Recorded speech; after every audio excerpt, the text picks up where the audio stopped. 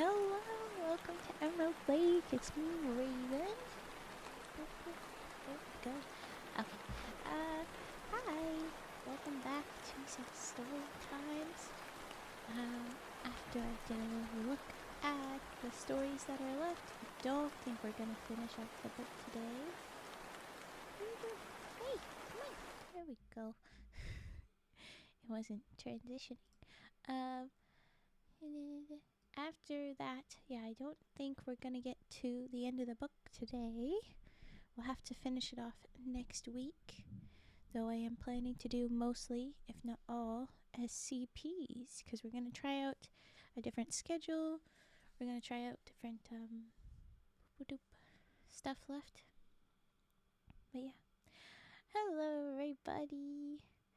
I don't know what you were dealing with 3 ads, DJ, but I guess it was doing that. Sorry. And what was my other brain? Oh yes, I'll get to your redeemed singing bowl after this one's like not quite long enough that I want to say that we'll do a break in the middle, but not quite short enough that I can say confident we'll get to redeems quickly. We'll see. It was 9 in total.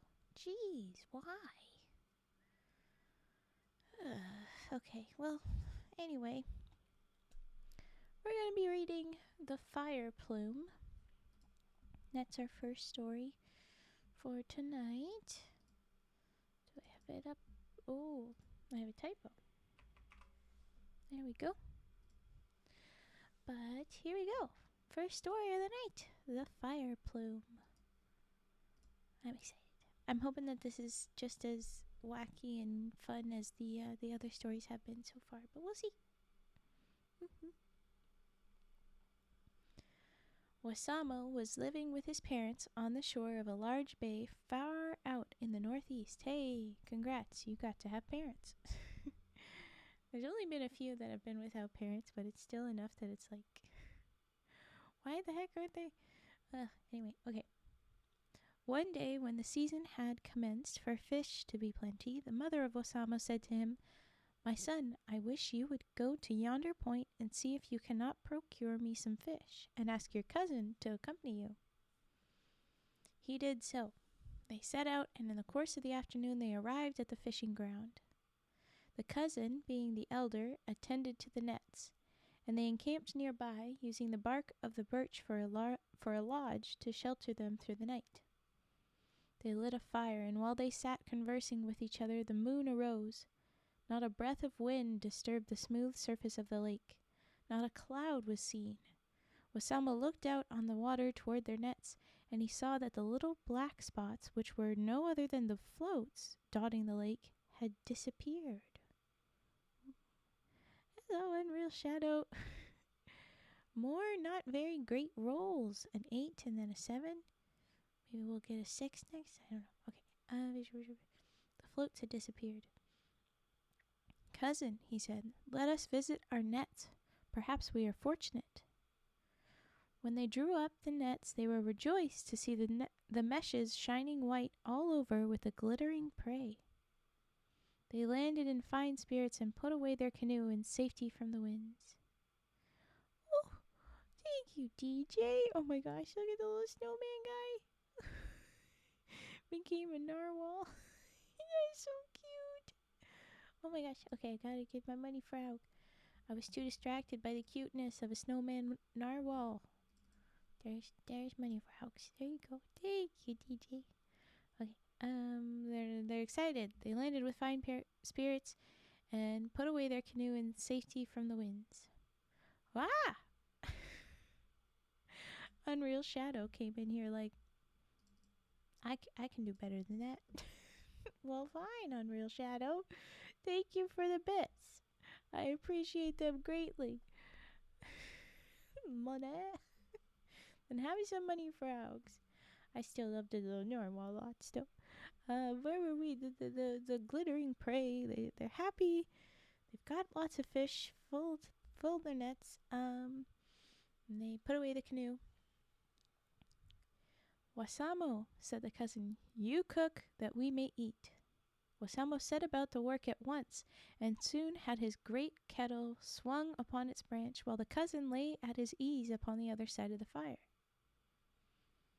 "Cousin," said Wasamo, "tell me stories or sing me some love songs." Love songs from your cousin? Okay.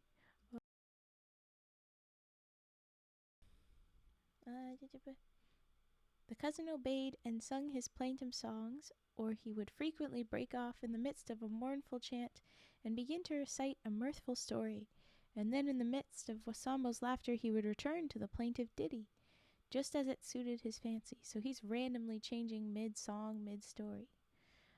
For the cousin was gay of spirit and shifted his humor faster than the fleecy clouds that appeared and disappeared in the night sky over their heads. Question is, did they ever, actually get to the end of a story or song? That's what I'm wondering. In this changeful pastime, the cousin ran his length, and then he fell away, murmuring parts of his song or story into a silvery sleep, with the moon gliding through the branches and gilding his face. Wow, it took that long to cook? Okay.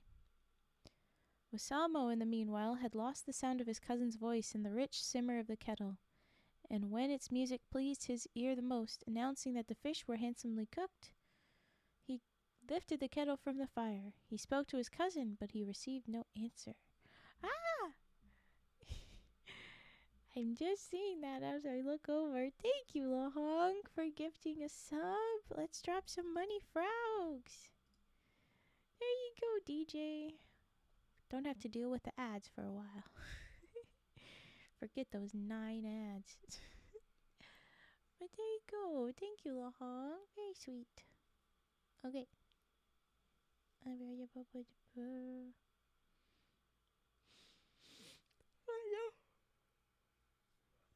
The yawnings begin. How dare? How dare?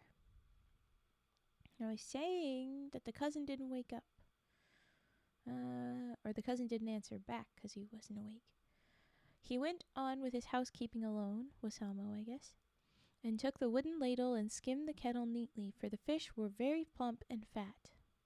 Wasamo had a torch of twisted bark in one hand to give light, and when he came to take out the fish, there was no one to have charge of the torch.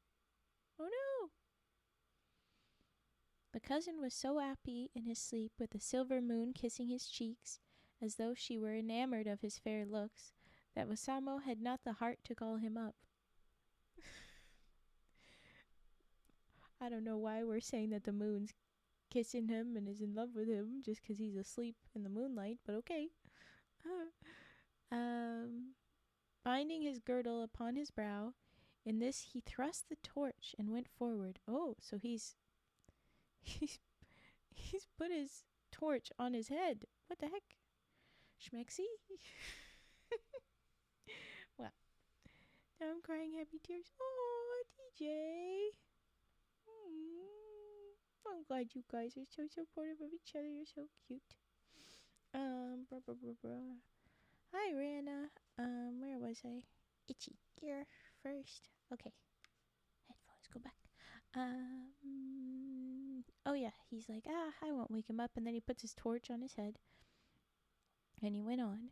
He went forward with the light dancing through the green leaves at every turn of his head to prepare the evening meal. Bro invented the headlamp. Cool. He again spoke to his cousin, but gently, to learn whether he was in truth asleep. The cousin murmured, but made no reply, and Wasamo stepped softly about with the dancing fire plume, lighting up the gloom of the forest at every turn he made. Suddenly he heard a laugh.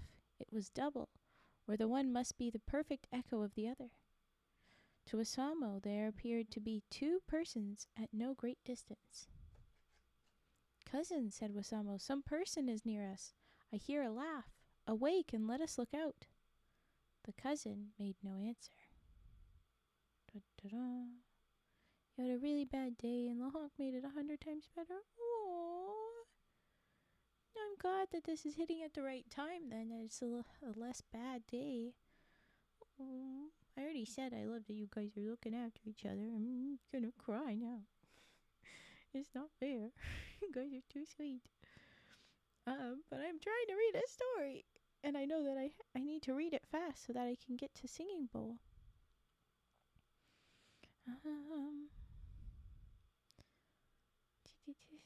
Yes, someone's there. Please wake up. Help me look around. The cousin made no answer. Again, Wasamo heard laughter in mirthful repetition, like the ripple of the water brook upon the shining pebbles of the stream. Peering out as far as the line of the torchlight pierced into the darkness, he beheld two beautiful young females smiling on him. Vague. Females. Do you mean human women? What do you mean females? Freaking story.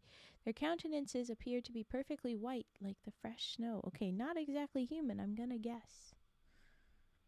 But maybe. He crouched down and pushed his cousin, saying in a low voice, "Awake, awake! Here are two young women." Okay, so his women. But he received no answer. Frick, wake up, cousin. Wake up, cousin. His cousin seemed lost to all earthly sense and sound, for he lay unmoved, smiling in the calm light of the moon. Wasamo started up alone and glided toward the strange females. As he approached them, he was more and more enraptured with their beauty, but just as he was about to speak to them, he suddenly fell to the earth, and they all three vanished together. What the heck? What does that mean? The moon shone where they had just stood, but she saw them not. A gentle sound of music and soft voices accompanied their vanishing, and this wakened the cousin. Seriously? The cousin... Oh my gosh, the cousin only realized what's going on after they're all gone. Damn it! Okay. Where was... Oh, got a 9 and a 5. See, everybody's rolling under 10 like that. 11. You say it means 110? Probably. Wanted it to be maxed out. I'm sure that's how it really is. Oh, well, there you go. Cage roll a 16. There you go. Now we're over 10. Okay. As he opened his eyes, our cousin, in a dreamy way, he saw the kettle near him. Some of the fish, he observed, were in the bowl. The fire flickered and made light and shadow, but nowhere was Wasamo to be seen. He waited and waited again, in the expectation that Wasamo would appear. Perhaps, thought the cousin, he's gone out again to visit the nets. I thought they were overflowing. I thought they had plenty of food, but okay. Hi, Turt. What do you mean? Oh, 'cause you got a 5. There you go. We've been rolling bad. It's okay.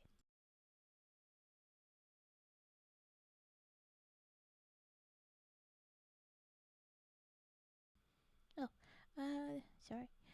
I'm sorry to run away, but I should get some sleep before my night class. Okay, DJ. Go eat. Take care. Good luck with class. I will do singing bowl. Oh. Do you want a refund for the singing bowl? That's all I'll ask. Would you like that refund? Okay. So he says perhaps he's gone. He looked off that way, but the canoe still lay close by the rock at the shore. He searched and found his footsteps in the ashes, and out upon the green ground, a little distance, and then they were utterly lost. So he saw him take a few steps, but then, woof, gone. Do you want the refund, DJ? I'll probably go ahead and just refund anyway. So he tried to follow the steps, but then suddenly the steps vanish. He was now greatly troubled in spirit, and he called aloud, "Netawis, cousin, cousin!" But there was no answer to his call. He called again in his sorrow, louder and louder, "Netawis, Netawis, cousin, cousin, whither are you gone?" But no answer came to his voice of wailing. He started for the edge of the woods, crying as he ran, "My cousin! Oh, my cousin!" Ah, perfect. Okay, DJ, you got it. I'll get to it ASAP. Hither and thither through the forest he sped with all his fleetness of foot and quickness of spirit, and when at last he found that no voice would answer him, he burst into tears and sobbed aloud. He returned to the fire and sat down. He mused upon the absence of Osama with a sorely troubled heart. He may have been playing me a trick, he thought, but it was full time that the trick should be at an end, and Osama returned not. The cousin cherished other hopes, but they all died away in the morning light when he found himself alone by the hunting fire. Yes, fight the bot. It lies. It lied already with DJ and Lahonk's love. It's lying. Good night, DJ. Eat well. Take care. We'll get to Singing Bowl soon. I'll try and focus on story and not get distracted.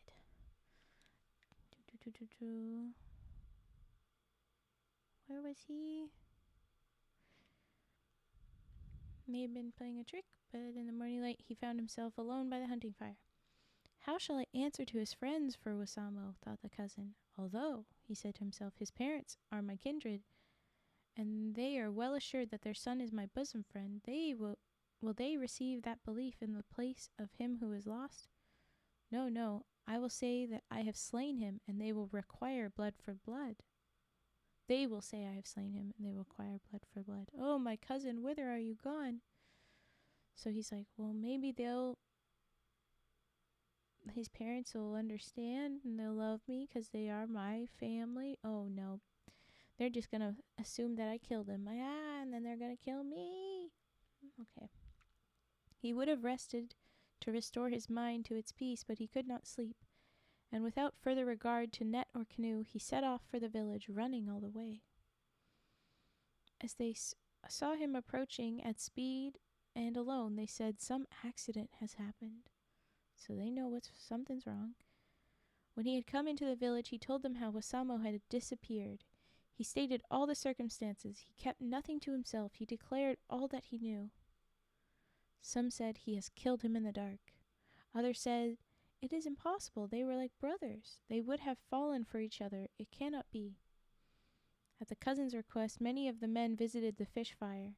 There were no marks of blood. No hasty steps were there to show that any conflict or struggle had occurred.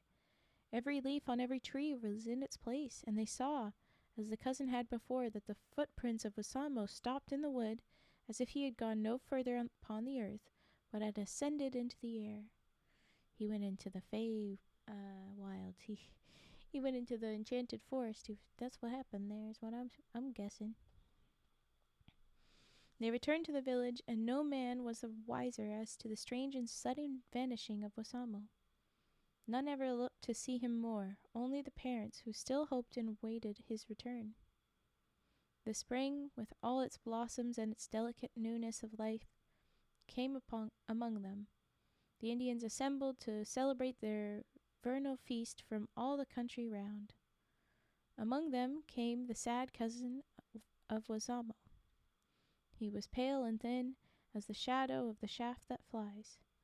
The pain of his mind had changed his features, and whenever he turned his eyes, they were dazzled with the sight of the red blood of his friend, even though there was no blood there. Wow.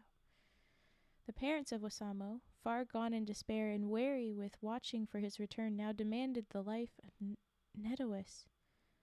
The village was stirred to its very heart by their loud lamentings, and after a struggle of pity, they decided to give the young man's life to the parents. Oh my gosh.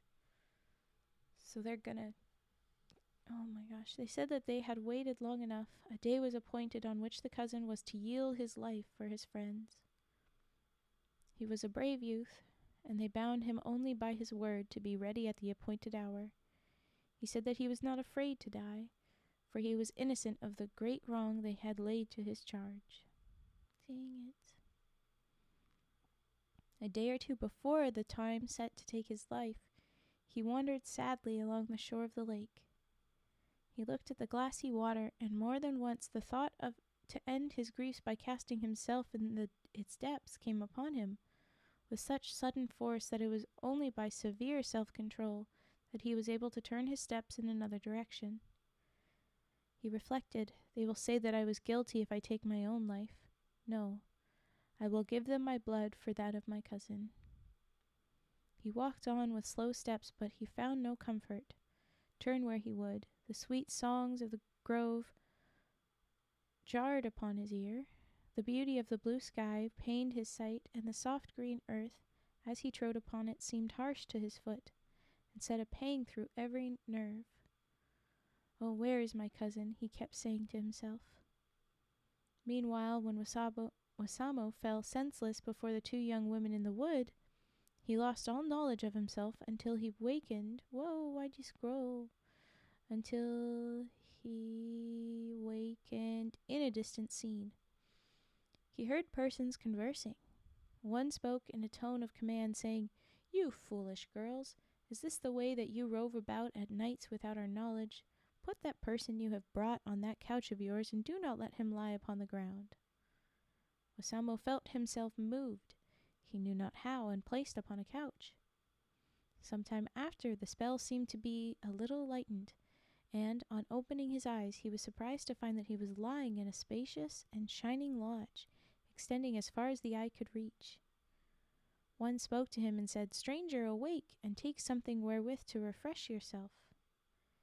He obeyed the command and sat up.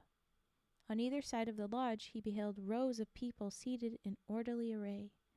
At a distance he could see two stately persons who looked rather more in years than the others, and who appeared to exact obedience from all around them. One of them, who he heard addressed as the old spirit man, spoke to Wasamo. "My son," said he, "know it was those foolish girls who brought you hither.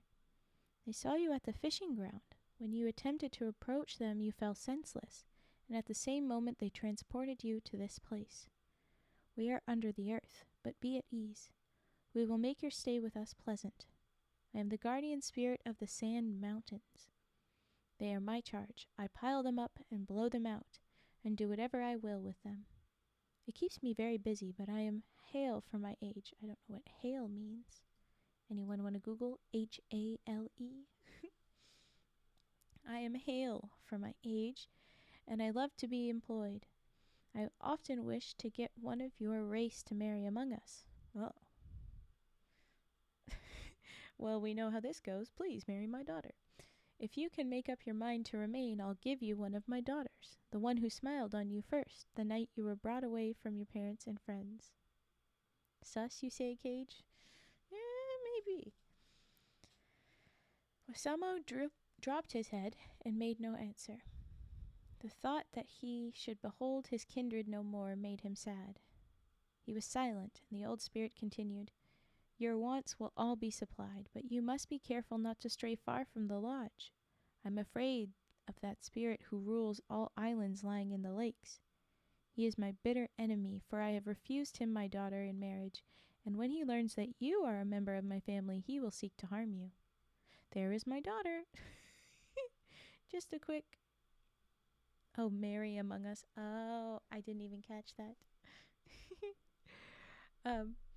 It's just a little quick moment where he's like, "Yeah, here's my daughter. Stay with us. This is lovely. Oh, and by the way, our enemies will hate you because they want my daughter, but don't worry about it. Anyway, here she is." Okay. "Hi, Rose. Welcome in." "Okay, there is my daughter," added the old spirit, pointing toward her. "Take her. She shall be your wife." Yay, women as objects. Forthwith, Wasamo and the old spirit's daughter sat near each other in the lodge, and they were man and wife.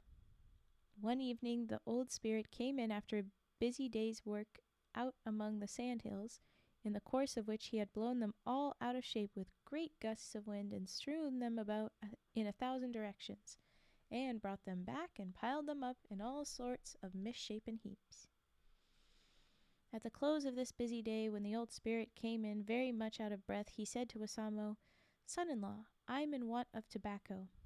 None grows about this dry place of mine. You shall return to your people and procure me a supply. It is seldom that the few who pass these sandhills offer me a piece of tobacco.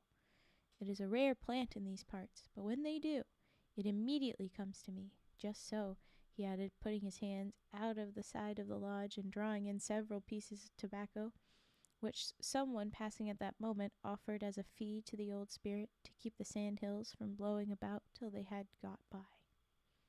Okay, so he's like, they only give me a little bit sometimes, like this. I'm all right, Rose. I want to read through this so that I can get to Singing Bowl for DJ before he's passed out, because he didn't want me to refund him. So I'm trying to focus on story is all. But I'm good. I hope you're good too. How are you? Okay. Other gifts besides tobacco came in the same way to the side of the lodge, sometimes a whole bear, then a wampum robe, then a string of birds. And the sand spirits altogether led an easy life, for they were not at the trouble to hunt or clothe themselves, and whenever the housekeeping began to fall short, nothing would happen but a wonderful storm of dust, all the sandhills being straightway put in an uproar, and the contributions would at once begin to pour in at the side windows of the lodge till all their wants were supplied. So just shake it all up, threaten them a bit, and then they'll give us some gifts. Cracking a few cold ones. Ooh, look at you. Cool. Okay. After Isamo had been among these curious people several months, the old sand spirit said to him, Son-in-law, you must not be surprised at what you will see next, for since you have been with us, you have never known us to go to sleep. It has been summer when the sun never sets here where we live, but now what you call winter is coming on. You will soon see us lie down, and we shall not rise again till the spring. Take my advice. Do not leave the lodge. I have sure knowledge that knavish island spirit is on the prowl, and as he has command of a particular kind of storm which comes from the southwest, he only waits his opportunity to catch you abroad and do you a mischief. Try and amuse yourself. That cupboard, pointing to a corner of the lodge, is never empty, for it is there that all the offerings are handed in while we are asleep. It is never empty, but ere the old sand spirit could utter another word, a loud rattling of thunder was heard, and instantly not only the old spirit but every one of his family vanished out of sight. I thought they were supposed to go to bed. What the hell was that? When the storm had passed by, they all reappeared in the lodge. This sudden vanishing and reappearance occurred at every tempest. Oh, what the frick is that? You are surprised, said the old spirit, to see us disappear when it thunders. I am, sir. The reason is this, that noise, which you fancy is thunder, is our enemy, the island spirit, hallooing on his way home from the hunt. We get out of sight that we may escape the necessity of asking him to come in and share our evening meal. We are not afraid of him, not in the least. So they're not afraid. They're not running away in fear. They're just, if he sees us, he might ask us for food, and then we'd be, required by manners to do so. Ugh, annoying. Turning the lights off at Halloween mood. Okay. Just then it chanced to thunder again, and Wasamo observed that his father-in-law made extraordinary dispatch to conceal himself. Although no stranger, at all resembling in any way the island spirit, was in view. Oh. I think they're a little scared. Shortly after this, the season of sleep began, and one by one they laid themselves down to the long slumber. The old spirit was the last to drop away, and before he yielded, he went forth and had his last sport with the sand hills. And he so tossed and vexed the poor hills and scattered them to and fro and whirled them up in the air and far over the land that it was days and days before they got back to anything like their natural shape. While his relations were enjoying this long sleep, Wasamo amused himself as best he could. The cupboard never failed him once, for visit it when he would, he always found a fresh supply of game and every other dainty which his heart desired. But his chief pastime was to listen to the voices of the travelers who passed by the window at the side of the lodge where they made their requests for comfortable weather and an easy journey. These were often mingled with loud complaining, such as, "Ho! How the sand jumps about! Take away that hill! I am lost! Old sand spirit, where are you? Help this way," and the like, which indicated that such as were journeying through the hills and their own troubles to encounter, or had their own troubles to encounter. As the spring light of the first day of spring shone into the lodge, the whole family arose and went about the affairs of the day as though they had been slumbering only for a single night. The rest of the old spirit seemed to have done him much good. Oh, I thought it was the rest of something. They mean the resting, like the sleep, did him good. For he was very cheerful, and first putting his head forth from the window for a puff at a sandhill, which was his prime luxury in a morning, he said to Wassamo, "Son-in-law, you have been very patient with our long absence from your company, and you shall be rewarded. In a few days you may start with your wife to visit your relations. You can be absent 1 year, but at the end of that time you must return. When you get to your home village, you must first go in alone. Leave your wife at a short distance from the lodge, and when you are welcome, then send for her. When there, do not be surprised that she disappears whenever you hear it thunder." He added with a sly look, "That old island spirit has a brother down in that part of the country. You will prosper in all things, for my daughter is very diligent. All the time that you pass in sleep, she will be at work. The distance is short to your village, a path leads directly to it, and when you get there, do not forget my wants as I stated to you before." Hello. Welcome, Tsukiyomi. Wassamo promised obedience to these directions, and at the appointed time set out in company with his wife. They traveled on a pleasant course, his wife leading the way until they reached a rising ground. Now, what really matters here is he getting there before his cousin is being killed for his death, which didn't actually happen. I'm Eep here. Oh, okay, Eep. Stop eating my frog. Stop trying that. You will never eat a frog. I will not let you. I won't let you have the radiation poisoning. Why? I won't let you die. Not by my frog's hands. Well, I guess not hands, at their bodies? Ugh, I don't like the phrasing of that. The point is, no.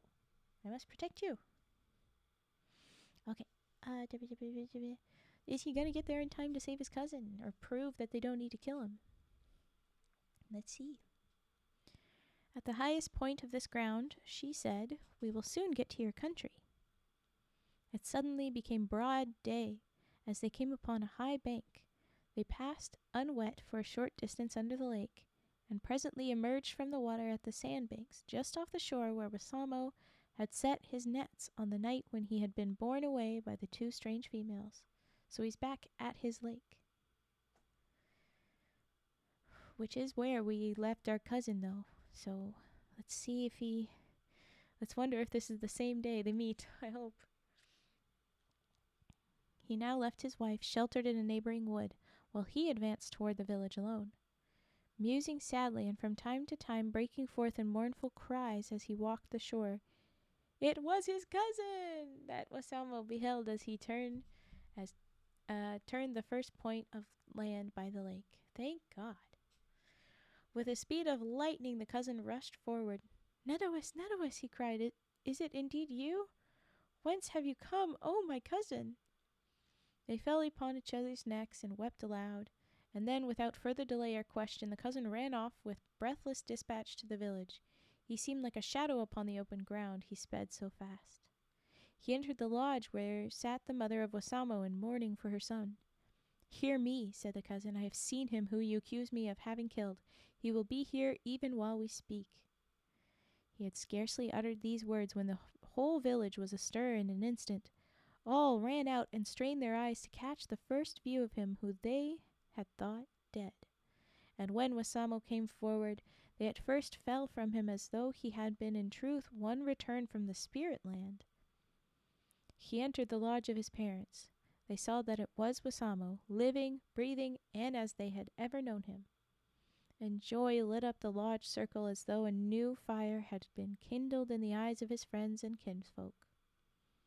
He related all that had happened to him from the moment of his leaving the temporary night lodge with the flame on his head.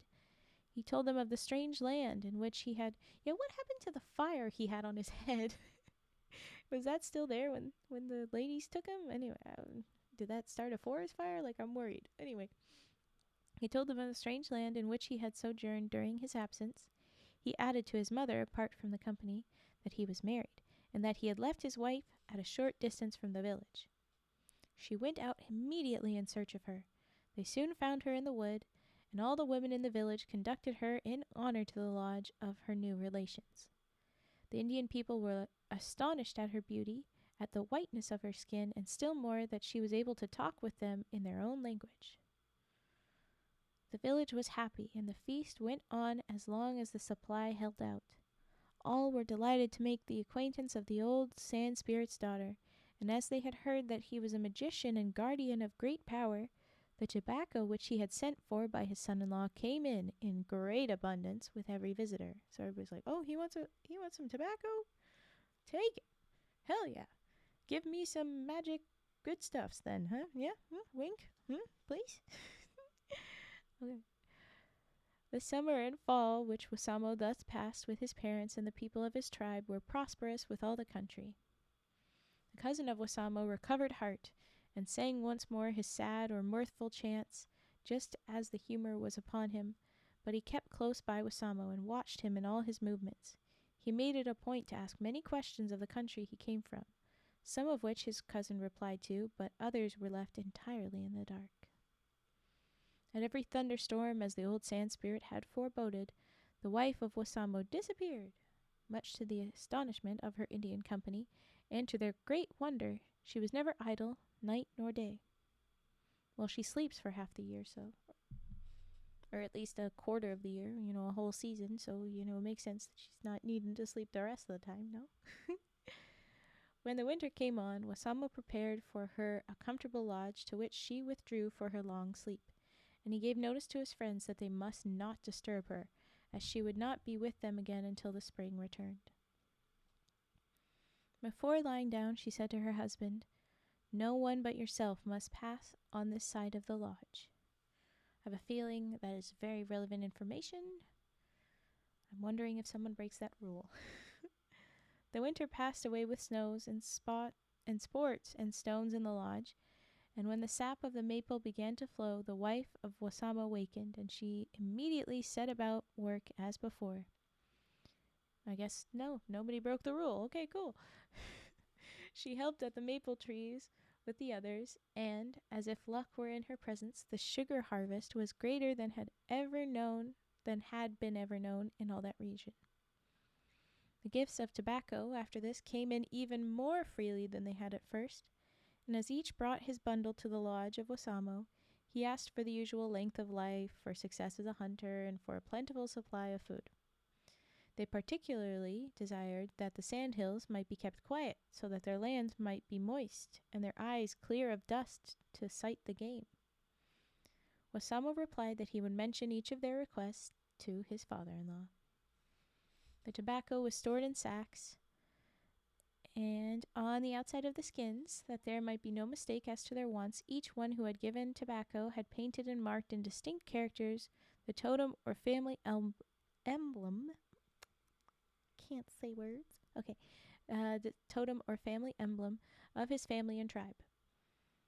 These the old sand spirit could read at his leisure and do what he thought best for each of his various petitioners. When the time for his return arrived, Wassamo warned his people that they should not follow him nor attempt to take note how he disappeared. He then took the moose skin sacks filled with tobacco. Well, moose skin sacks, okay. And bade farewell to all but Netawis. He insisted on the privilege of attending Wassamo and his wife for a distance, and when they reached the sandbanks he expressed the strongest wish to proceed with them on their journey. Wassamo told him that it could not be, that only spirits could exert the necessary power, and that there were no such spirits at hand. Then they took an affectionate leave of each other, Wassamo enjoining it upon his cousin, at risk of his life, to not look back when he had once started to return. The cousin, sore at heart, but constrained to obey, parted from them, and as he walked sadly away, he heard a gliding noise, as of the sound of waters that were cleaved. He returned home and told his friends that Wasamo and his wife had disappeared, but that he knew not how. No one doubted his word in anything now. That's good. But I think he has a theory on how they left. I think he's like, "Ooh, but I heard the water. They did it that way." I think that's what he's thinking. Wasamo, with his wife, soon reached their home at the hills. The old sand spirit was in excellent health and delighted to see them. He hailed their return with open arms, and he opened his arms so very wide that when he closed them, he not only embraced Wasamo and his wife, but all of the tobacco sacks which they had brought with them. I think that was the point. The requests of the Indian people were made known to him. He replied that he would attend to all, but that he must first invite his friends to smoke with him. Accordingly, he at once dispatched his pipe-bearer and confidential aide to summon various spirits of his acquaintance and set the time for them to come. Meanwhile, he had a word of advice for his son-in-law, Wasamo. "My son," said he, "some of these Manitos that I have asked to come here are of a very wicked temper, and I warn you, especially, of that island spirit who wished to marry my daughter." Why is he a friend? Why are you inviting him? Okay.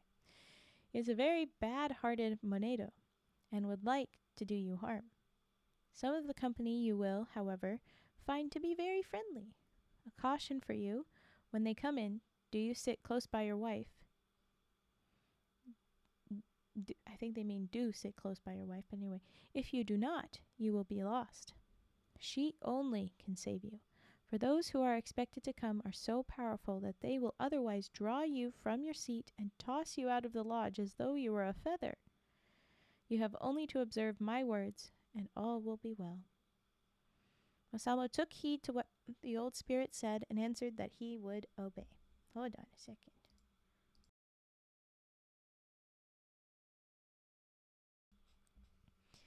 Well, I need to hydrate. Ah! Don't worry about it.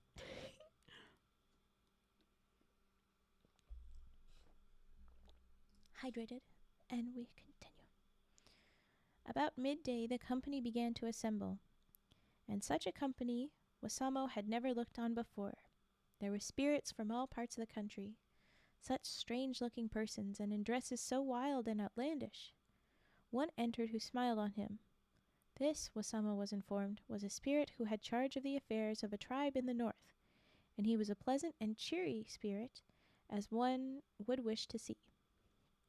Soon after, Wasamo heard a great rumbling and roaring, as of waters tumbling over rocks, and presently, with a vast bluster and a fairly shaking the lodge, with his deep-throated hail of welcome to the old sand spirit, in rolled another, who was the guardian spirit and special director of a great cataract or waterfall not far off.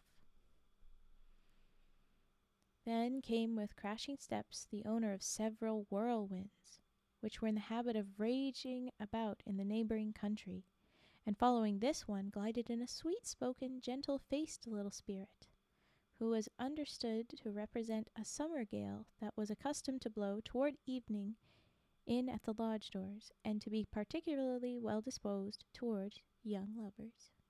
Is everyone asleep? It's so quiet here. I think they are. You say wakey? I say no. This is supposed to be a comfy fall asleep space. I'm still here, Tsukuyomi. It's okay. All right. The last to appear was a great rocky-headed fellow, and he was twice as stony in his manners, and swaggered and strided in, and raised such a commotion with his great green blanket when he shook it, that Wasamo was nearly taken off his feet, and it was only by main force that he was able to cling to his wife. This, which was the last to enter, was that wicked island spirit, who looked grim enough at Wasamo's wife, who had rejected him as he passed in. Oh, so she rejected him, not Dad. I like to hear it. I like to hear some, oh my gosh, I forgot word. I'll ignore it. The honk is alive, yay! You probably already did, Riz. That's probably why it's not working, but okay. You could try again. Alright, so it's that guy, and the wife protected him.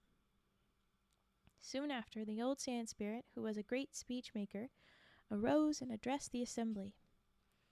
"Brothers," he said, "I have invited you to partake with me of the offerings made by the mortals on earth, which have been brought by our relation," pointing to Wassamo. "Brothers, you see their wishes and desires plainly set forth here," laying his hand upon the figured moose skins. "The offering is worthy of our consideration. Brothers, I see nothing on my part to hinder our granting their requests. They do not appear to be unreasonable. Brothers, the offer is gratifying. It is tobacco, an article which we have lacked until we scarcely knew how to use our pipes.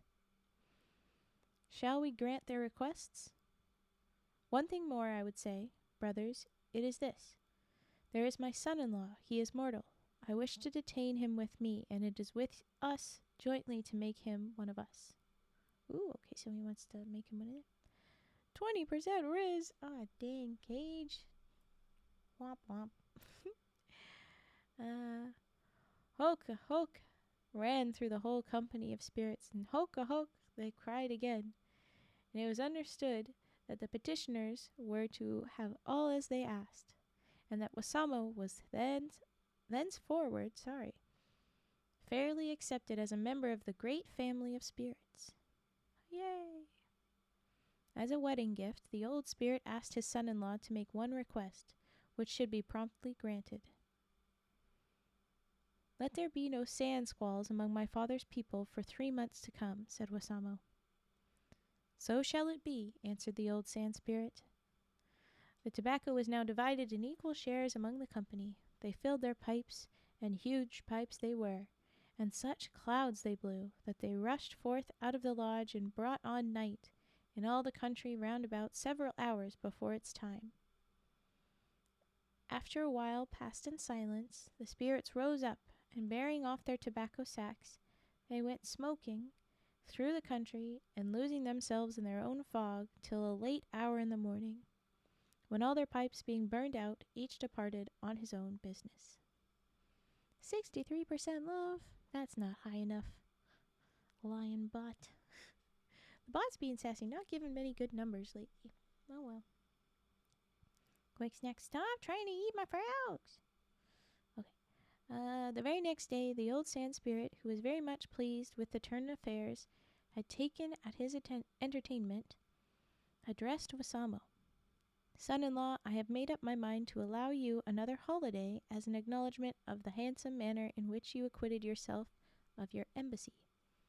You may visit your parents and relatives once more, to tell them that their wishes are granted, and to take your leave of them forever. You can never, after, visit them again." Wassamo at once set out, reached his people, and was heartily welcomed. They asked for his wife, and Wassamo informed them that she had tarried at home to look after a son, a fine little sand spirit, who had been born to them since his return. Oh, yay! Having delivered all of his messages and passed a happy time, Wassamo said, "I must now bid you all farewell forever." His parents and friends raised their voices in loud lamentation. They clung to him, and as a special favor which he could now grant, being himself a spirit, he allowed them to accompany him to the sandbanks. They all seated themselves to watch his last farewell. The day was mild, the sky clear, not a cloud appearing to the dim heavens, nor a breath of wind to ruffle the tranquil waters.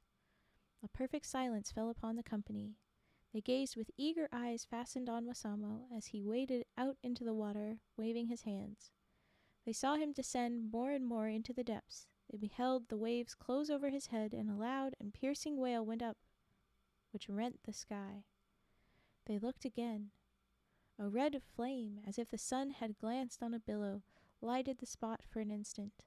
But the feather of flames, Wassamo of the Fire Plume, had disappeared from home and kindred and the familiar paths of his youth forever.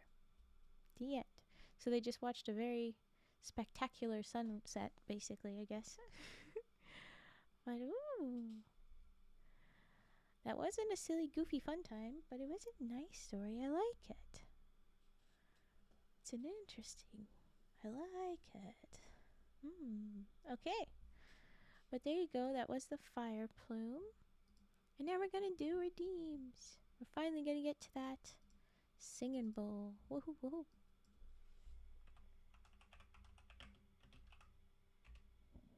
Singing boy? No, singing bowl. Alright.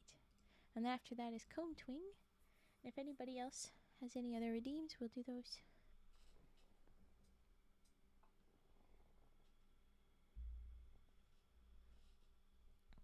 Good. Just gotta rearrange. Kind of posture check. Okay. Da-da-da.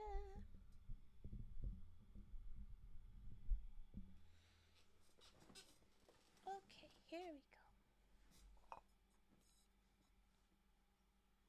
Not out reading. Current trigger. There we go.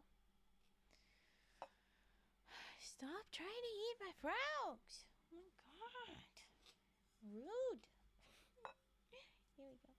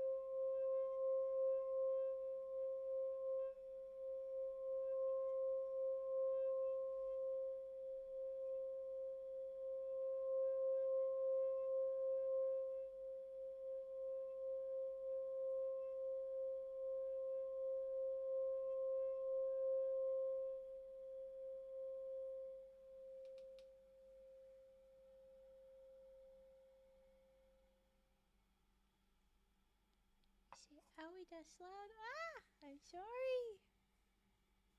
I did it how it normally is with the old mic, and it seemed about normal. I guess I should have brought the volume down a bit for it. Now I know. I think that was our first singing bowl with a new mic, so that would explain why I didn't know what I was doing. Sorry. Yeah. Sorry. Okay, well that's the singing bowl. It's done. So I'll know next time to turn it down a little bit before I go into it. But it is done now. Alright. Comb Twing. Just gonna move things.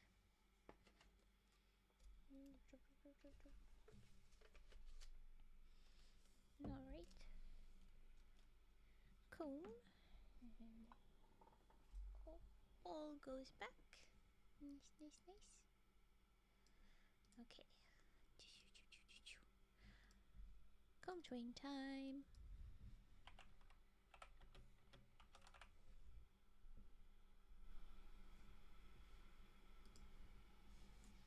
Okay, now I have stuff to know. Okie doke. Go eat. Take care. Eat well. Have a good night. Go ahead with Comb Twing, and hopefully I see you Sunday when we're back up again with a slightly different schedule. It will be different. I will tell in the Discord channel that the schedule will be, but it'll probably be one of the long streams that we're gonna attempt. I just don't know when the start time will be, but I will tell Discord. Okay, here's Comb Twing.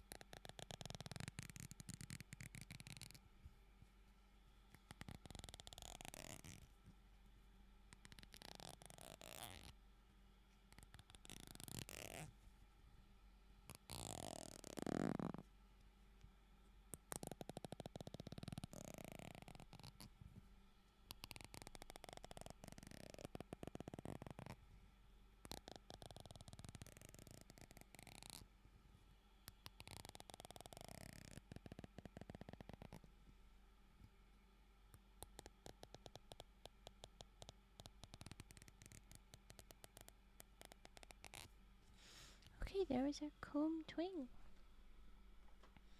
And now we will get on to humming. Humming time. Okay. Hum, hum, hum. Alright. What are we gonna hum? Ah! There we go. What do we do? Ooh, typing. We haven't done typing in so long. Do you have a preference for which keyboard, Cage? I imagine big keyboard, clickety clack, but just in case I ask. And what?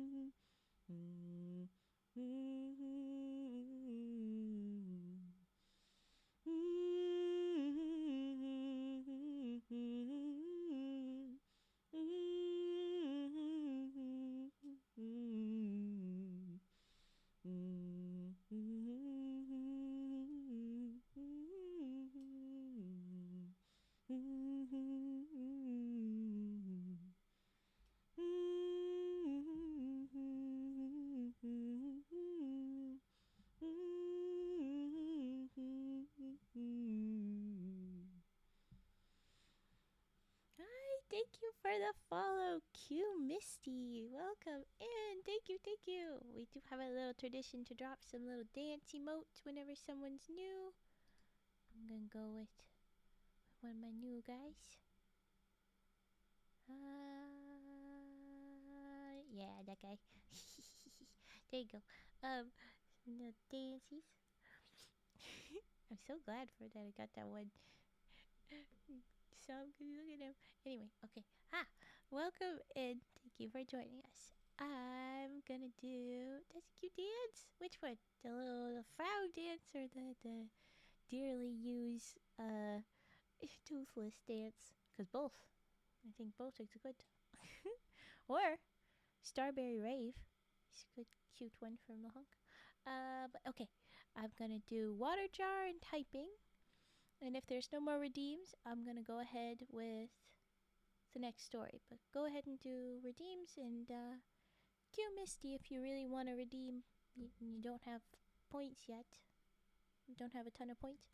Let me know. But okay. Oh, I thank you for the flower. They're all cute. They are. Alright, I'll do typing now. Let's do typing. boop, ba-doop, boop, boop. Quick, a preview.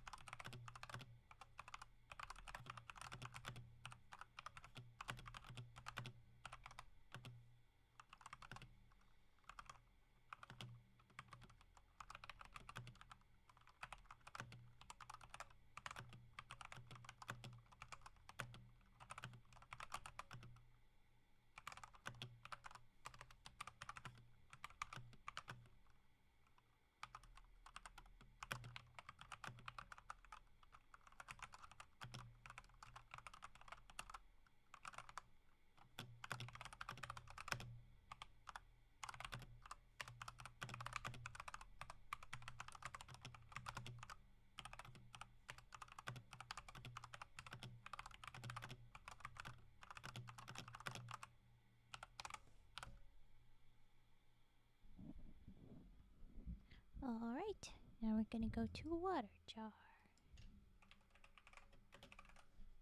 Here we go. Ba-doop.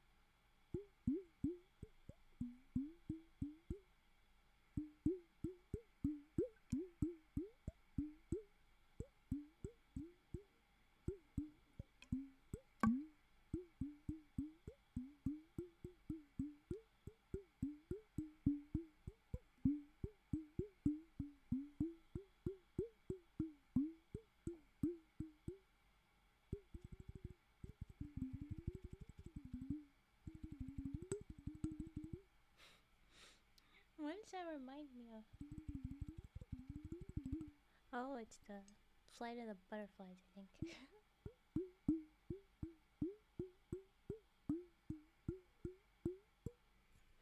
Alright, well there's water jar. Oh, good night, Rola. I'll see you another time, I guess. Hello, and goodbye. Take care, eat well. Yes, good tuck. Good. Aw, the hearts. And thank you for the frog emote compliments. We've got lots. You only see the first few. That was just the beginning. My goodness. Look at the rest. I'm just clicking some random ones. I don't know how many will show up. Some of them are the new. Anyway. Look at all those. Look at them. And there's so many more. There's only a few more. But there's plans to be so many more. Cute little kitty. Oh my gosh. Okay. Um, yeah, we're gonna be doing a subathon in November-ish now, and I'm hoping that we get more sub points enough for more emotes, so that we can have more fun emotes. But we'll see, we'll see. Okay, so the next story, we're getting spooky, guys. I don't know if you've ever heard of the characters that this is.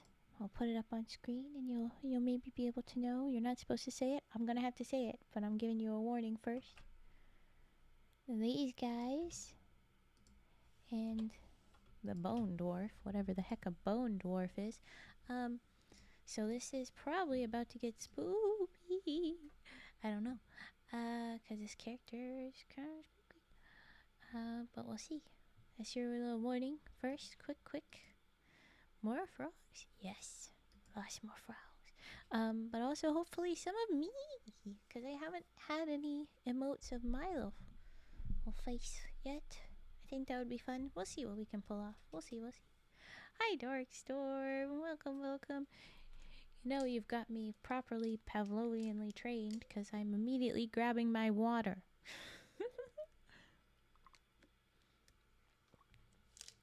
And not just a drink.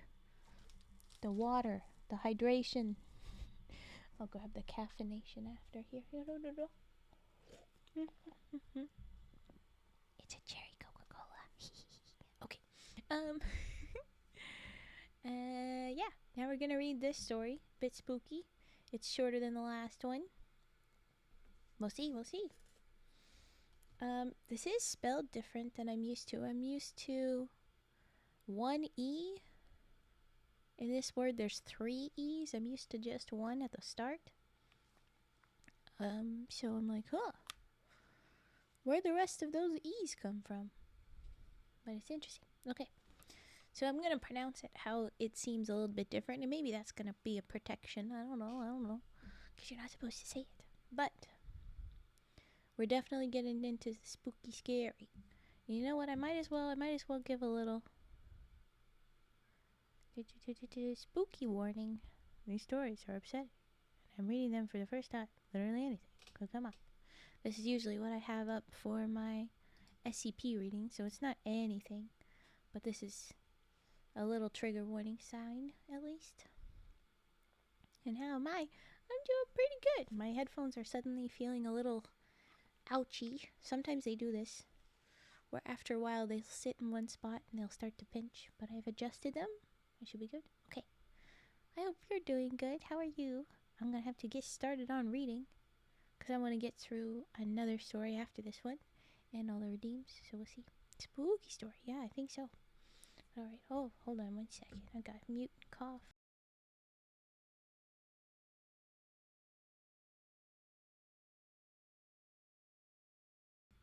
Okay.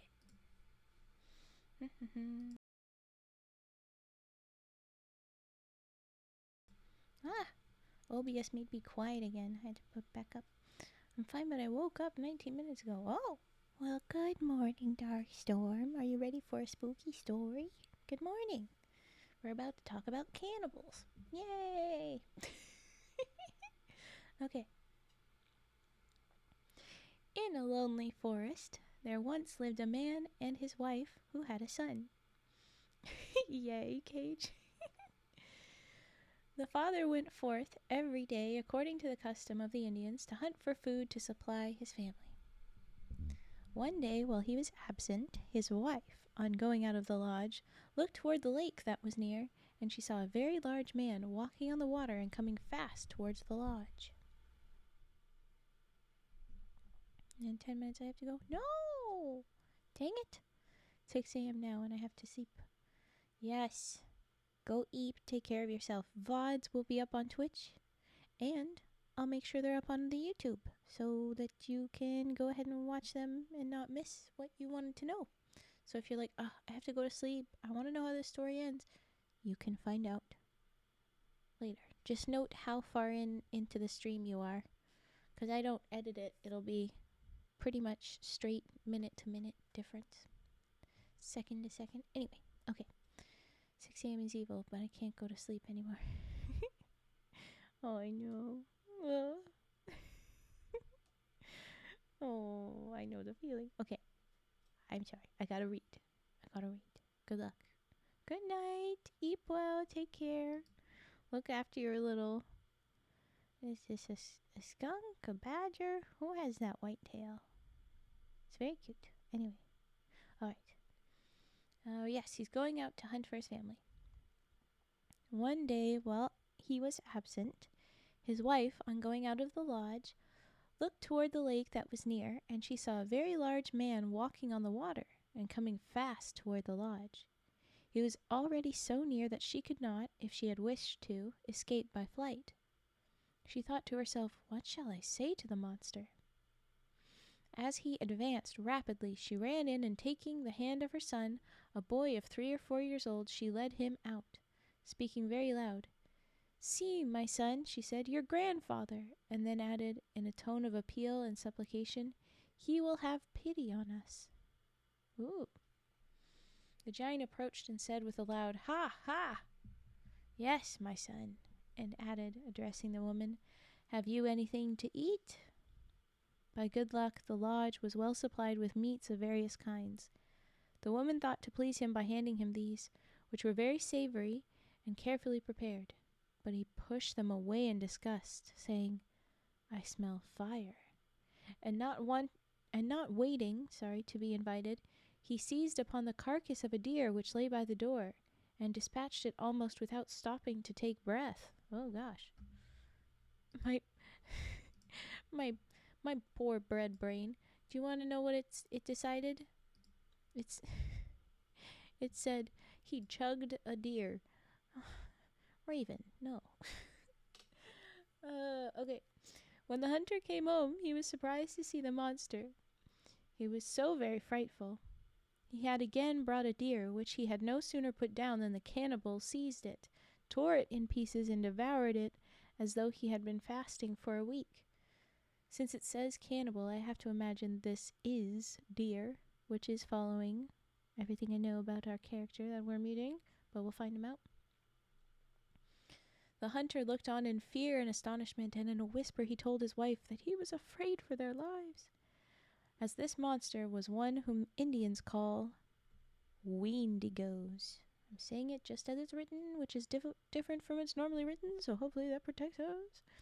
He did not even dare to speak to him, nor did the cannibal say a word, but as soon as he had finished his meal, he stretched himself down and fell asleep. Well, all right.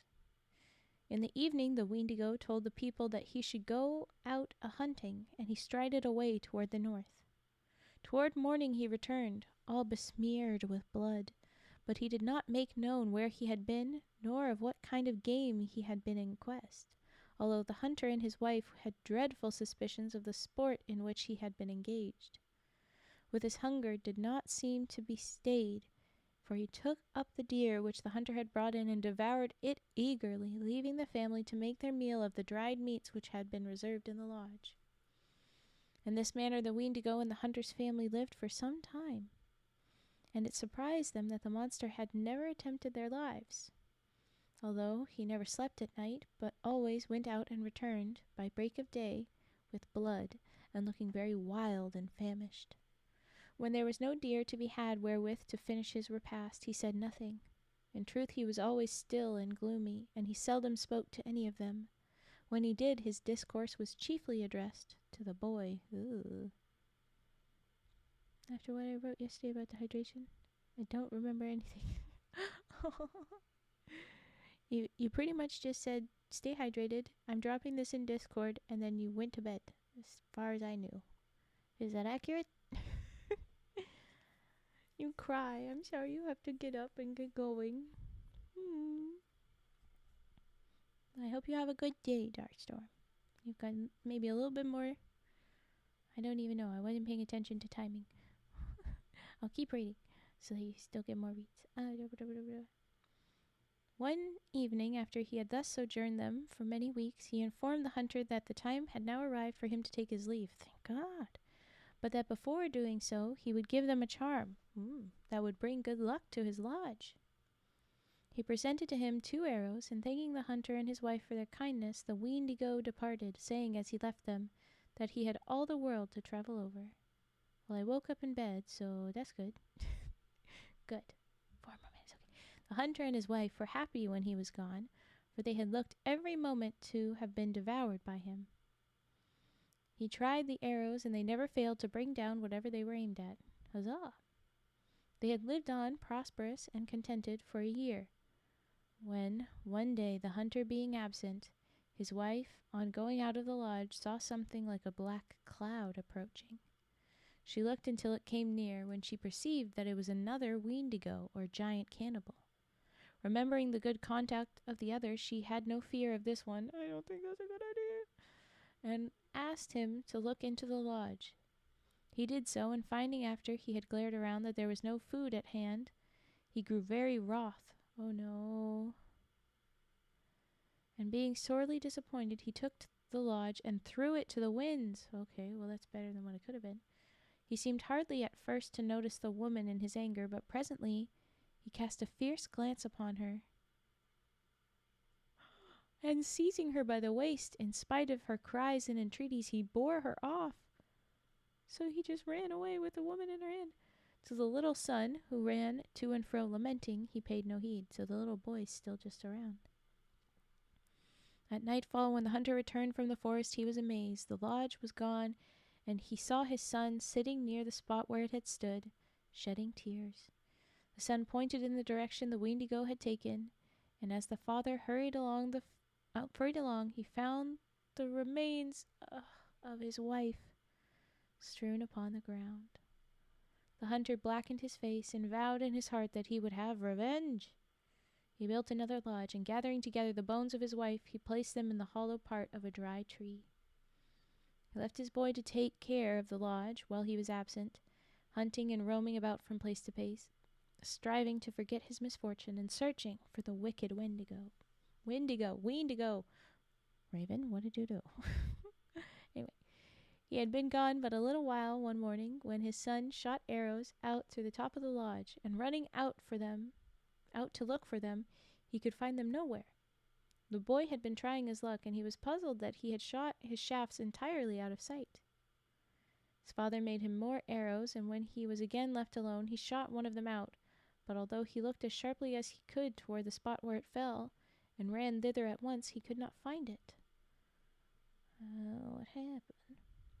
He shot another, which was lost in the same way, and returning to the lodge to replenish his quiver, he happened to espy one of the lucky arrows which the first Weendigo had given to his father, hanging upon the side of the lodge. He reached up, and having secured it, he shot it out at the opening, and immediately running out to find where it fell, he was surprised to see a beautiful boy just in the act of taking it up and hurrying away with it to a large tree where he disappeared. What the hell? Little dude, you stole my arrow. But I guess this is what you get for just throwing your arrows away, not shooting at anything. Oh well. Last minute, no. Okay, then I will say, have a great day. Good luck. I hope you get rest as soon as you get home. You can watch VODs as you please. Take care of yourself. Of course, stay hydrated. You know that one. And, yeah. I hope it's a good day. Okay. The hunter's son followed, and having come to the tree, beheld the boy. "Ha ha," he said. "My friend, come out and play with me." And he urged the boy till he consented. They played and shot their arrows by turns. He yawns. Okay. But all right, you made a friend. Suddenly the young boy said, "Your father is coming. We must stop. Promise me that you will not tell him." Should I be concerned about this? The hunter's son promised, and the other disappeared in the tree. When the hunter returned from the chase, his son sat demurely by the fire. In the course of the evening, he asked his father to make him a new bow, and when he was questioned as to the use he could find for 2 bows, he answered that one might break or get lost. The father, pleased at his son's diligence in the practice of the bow, made him the 2 weapons. Oh, so he made 2 of them. And the next day, as his father had gone away, the boy ran to the hollow tree and invited his little friend to come out and play, at the same time presenting to him the new bow. They went and played in the lodge together, and in their sport they raised the ashes all over it. It's time, okay. Take care, have a good day, bye-bye, Dark Storm. Suddenly again the youngest said, Your father is coming, I must leave. He again exacted a promise of secrecy and went back to his tree. The eldest took his seat near the fire. When the hunter came in, he was surprised to see the ashes scattered about. Why, my son, he said, you must have played very hard today to raise such a dust all alone. Yes, the boy answered, I was very lonesome, and I ran around and around. That is the cause of it. The next day the hunter made ready for the chase as usual. The boy said, Father, try and hunt all day and see what you can kill. He had no sooner set out than the boy called his friend, and they played and chased each other around the lodge. They had great delight in each other's company, and made merry by the hour. The hunter was again returning, and came to a rising ground, which caught the winds as they passed, and he heard his son laughing and making a noise, but the sounds as they reached him on the hilltop seemed as if they arose from 2 persons playing. Yes, they did.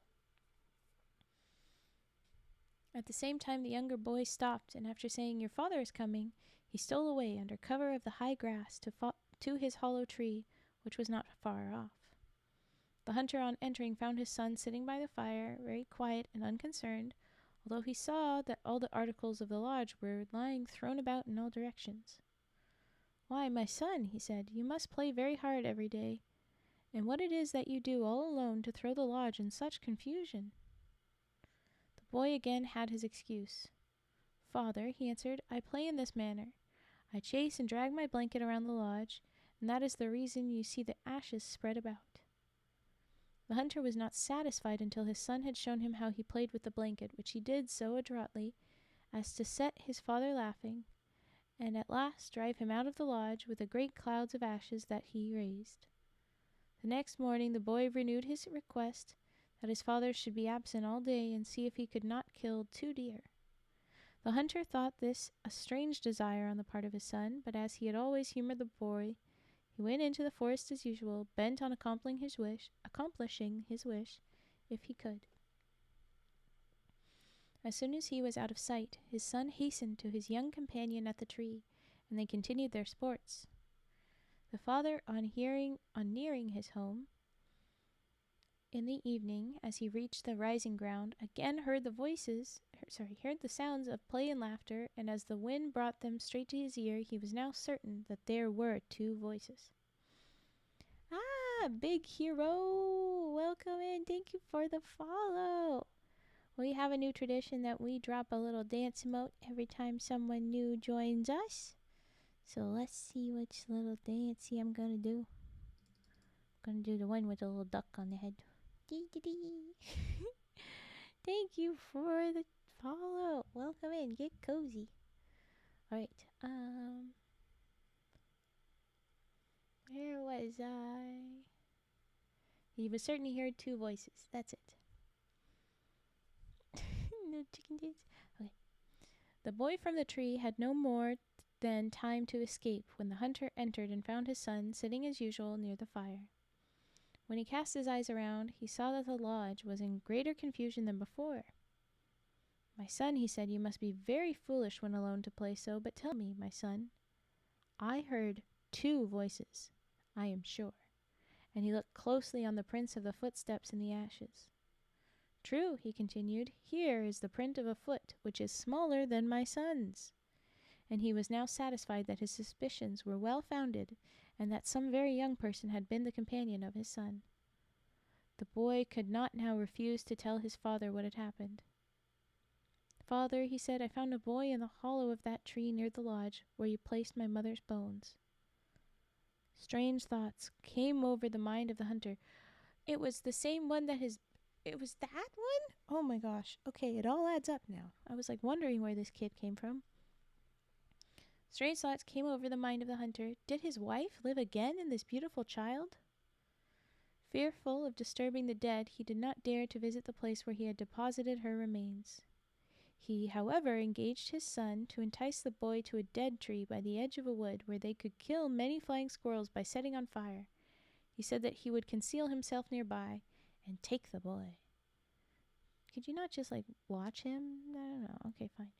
The next day, the hunter accordingly went into the woods. Ah! I'm sorry, I'm just seeing. Thank you for the hide. Or no, that's not a hydrate. That's a stretch. Sactoyant. I'll do a little stretches.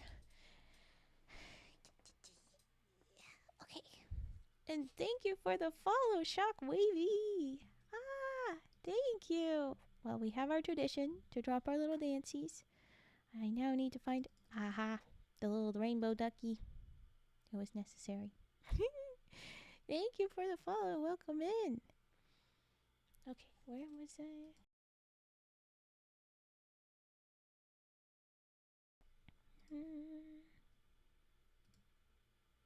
No. The next day, the hunter accordingly went into the woods, and his son, calling the boy from the tree, urged him to go with him to kill the squirrels. The boy objected that his father was near, but he was at length prevailed on to go, and after they had fired the tree, and while they were busy killing or taking the squirrels, the hunter suddenly made his appearance and clasped the strange boy in his arms. He cried out, "Kago, Kago, don't, you will tear my clothes." For he was clad in a fine apparel, which shone as if it had been made of a beautiful transparent skin. Been made of a beautiful transparent skin. The father reassured him by every means in his power. By constant kindness and gentle words the boy was reconciled to remain with them, but chiefly by the presence of his young friend, the hunter's son, to whom he was fondly attached. The children were never parted from each other, and when the hunter looked upon the strange boy, he seemed to see living in him the better spirit of his lost wife. He was thankful to the Great Spirit for this act of goodness, and in his heart he felt assured that in some time the boy would show great virtue and in some way avenge him on the wicked Weendigo who had destroyed the companion of his lodge. The hunter grew at ease in his spirit and gave all the time he could spare from the chase to the society of the two children. But what affected him the most, both of his sons, although they were well formed and beautiful, grew no more in stature, but remained children still. Why the hell are they still children? Why are they not aging? Every day they resembled each other more and more, and they never ceased to sport and divert themselves in the innocent ways of childhood. Ah, you've been bonked, Mask. No, don't leave. Well, Honk, look what you've done. Okay. One day the hunter had gone abroad with his bow and arrows, leaving, at the request of the strange boy, one of the two shafts which the friendly Weendigo had given to him behind the lodge. When he returned, what were his surprise and joy to see the stretched, dead body by his lodge door, the black giant who had slain his wife. He had been stricken down by the magic shaft in the hands of the little stranger from the tree, and ever after the boy, or the Bone-Dwarf as he was called, was the guardian and good genius of the lodge, and no evil spirit, giant, or Weendigo dared approach it to mar their peace. The end. Da-da-da! You'll go fetch Mask with a threat and a cupid? That's sounds like you're gonna give Mask either the carrot or the stick, you know? You choose. Either way, you're getting back in there. But hey, that was the Weendigo and the Bone-Dwarf. I don't know what I was expecting the Bone-Dwarf to mean, but I wasn't expecting this. A little boy created out of the bones of a dead woman that was a little person in the end, / also maybe made or was coincidentally also the son was a little person. I don't know what the... Anyway, okay. There you go. Alright, fine. What is this? What is this? Huh? Yeah, very fair. Well, anyway, we've got the next one is called The Bird Lover. Interesting. And that's probably going to be our last one. It's a little bit longer, but I don't know. Maybe we'll have time to do more. I don't know.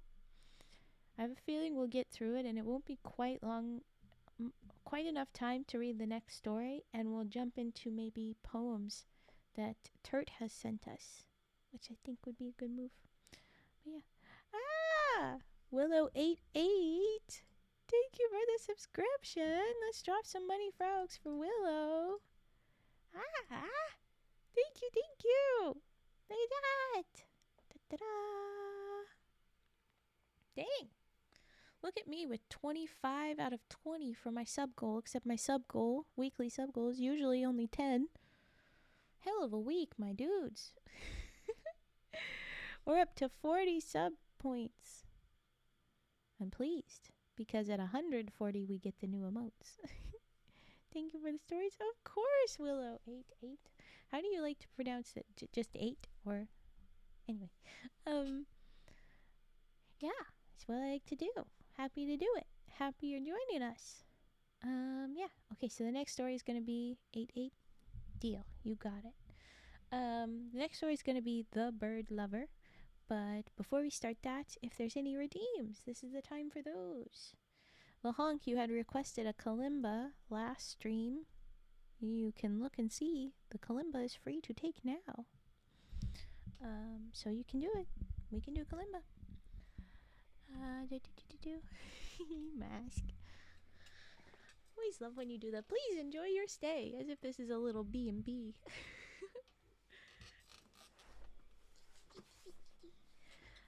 Readjusting, spin around in chair. Little hoof rest. Okay. The Emerald Lake B&B. You'll have little frogs as your footmen and such. Yes, I knew there'd be kalimba. Okay. But for real, that would be a terrible idea. If I do that, the world's gone topsy-turvy. Alright, kalimba time. Let's do it, let's do it, let's do it. I wasted the last of my ribbits. Honestly, thank goodness. Lahonk having a giant storage of ribbits sounds scary. But you do still have one. You never told me what one you wanted me to redo when you missed things, so, you know, I could refund the kalimba, or I could give you another small one to do. You'll get them back? Then alright, we'll get them back. Lahonk also has a giant storage of popcorn. Yes, apparently a whole ship full. If I remember that correctly. Okay, we're gonna go ahead with the kalimba time. I'm just gonna pick a song and just go with it. Let's see which one we want to do. Alright. Boop, boop, boop.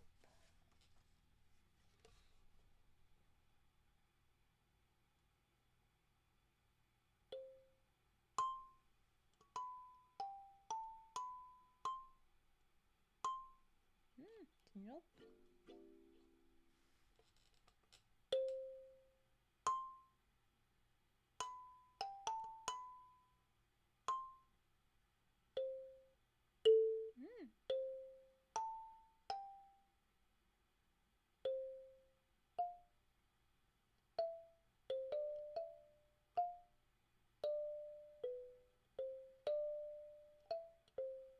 We're slow because we're just getting back onto it. Sorry. Need a frog playing a kalimba as an emote. Ooh, interesting thought.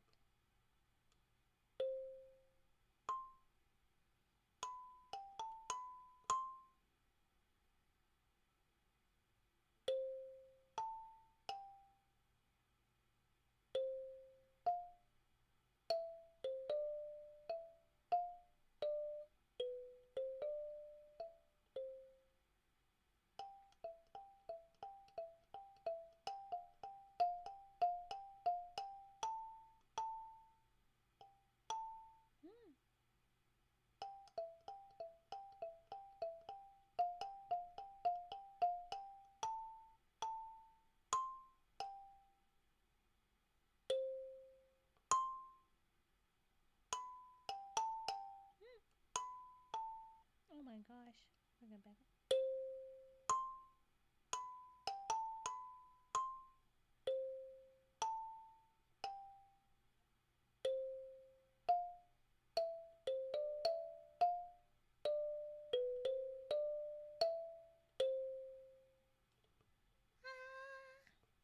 Okay, now I'll do a different one for a little bit more kalimba time. Just a little bit more.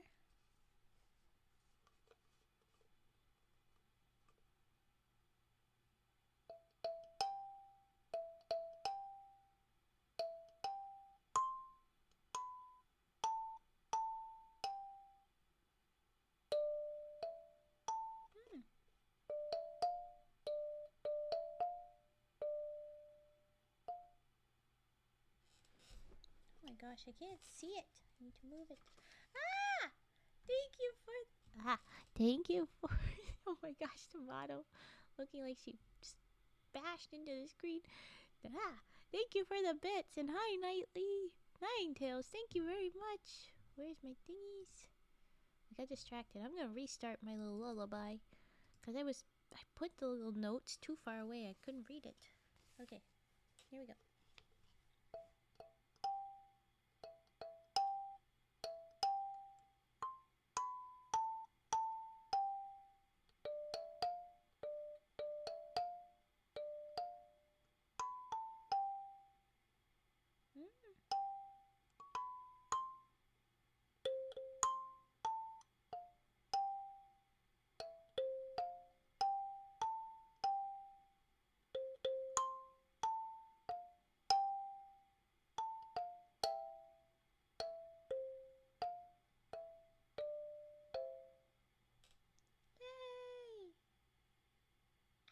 Screw it. There's no other redeems. I'm gonna do the whole thing again.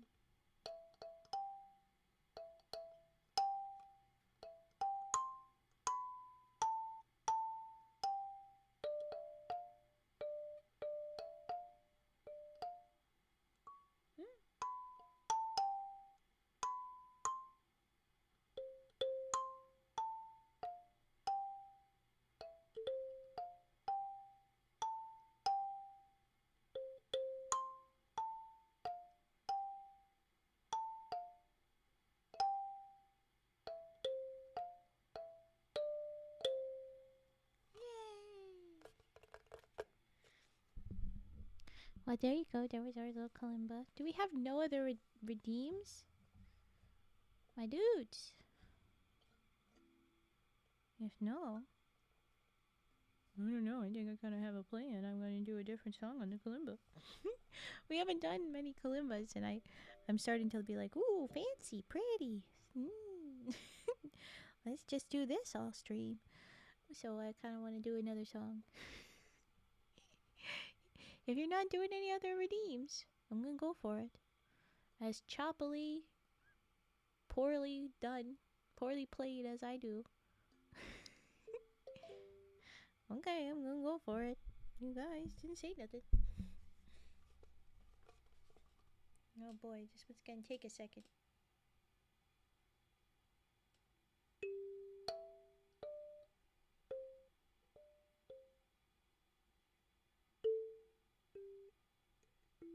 Okay, yes.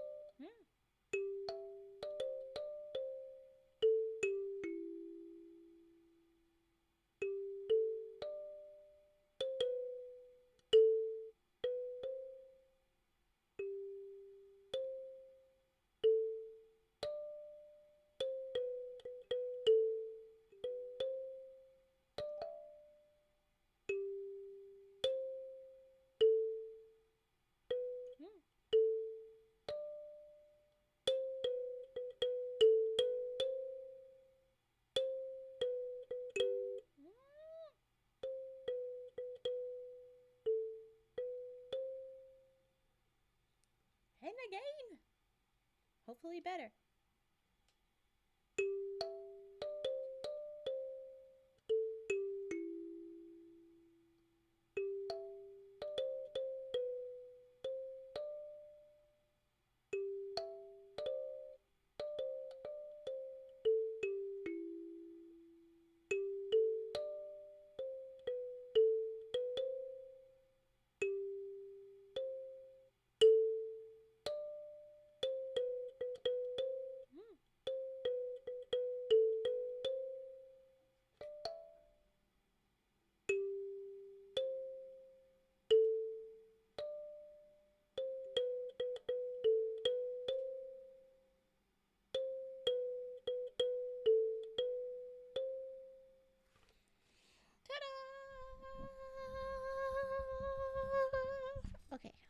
done. That's it for Kalimba. Raven goes hyper-focused on Kalimba and forgets about storytelling and just does that the whole time and is stumbling and nobody really enjoys it because she doesn't do it very well, but it's still kind of relaxing, so everybody stays kind of... Ah! Welcome in, Andrew Il Non Italiano. Welcome in. Sorry, I stumbled that. Where's my dancing modes? Let's get these guys. We have a tradition to always say hello, full name, and then dancing modes. That was nice. Thank you. It's been a while since I played the kalimba on stream, so I was definitely rustier with my songs than I have been. And, yeah. So I wanted to do them a couple times, so I was like, I know I can do better than this. Let me do better than this. But yay. No, my hands were full. What do you mean your hands were full? I missed it. Anyway, yes, welcome in. Thank you for the follow. Get cozy. We're about to start our next story. We're not doing kalimba no more.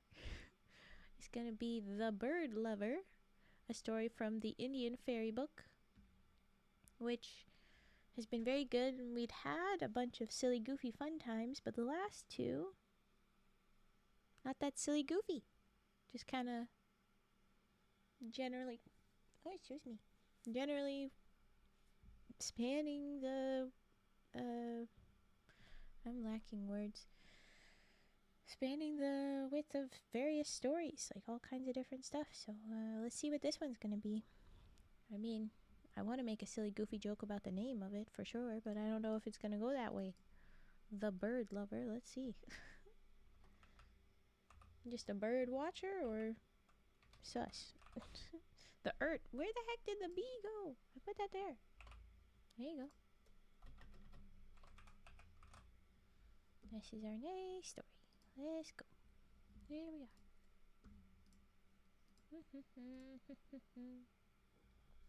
Oh, I just realized you added a little threatening frog at the end there, Mask. What the hell? Don't threaten Andrew. Don't do that. Alright. Here you go. The Bird Lover. In a region of country where the forest and the prairie strived, which should be the most beautiful, the open plain with its free sunshine and winds and flowers, or the close wood with its delicious twilight walks and enamored haunts, there lived a wicked manito in the disguise of an old man, manitos being giants. Although the country furnished an abundance of game and whatever else a good heart could wish for, it was the study of this wicked genus. I just realized last time it was genius. Anyway, to destroy such as fell into his hands. He made use of all his arts to decoy men into his power, for the purpose of killing them. I missed that latter half. To decoy men into his power for the purpose of killing them. Oh, yeah, welcome to the Emerald Lake. Get comfy. Threatening. Creepy. Alright, sorry. Focus. The country had been once thickly peopled, but this Mudgy Monedo had so thinned it by his cruel practices that he now lived almost solitary in the wilderness. The secret of his success lay in his great speed. He had the power to assume the shape of any four-footed creature. Damn, good for you. Where was I? Any four-footed creature? I looked away back at chat and now I've lost it. And it was his custom to challenge such as he sought to destroy to run with him. Hey! Hiya, SCP researcher. Good to see ya. Bird lover. Wonder if the man and the bird had a child, if that could happen. I have a few ideas for that. Concerned. What was I? What was I thinking?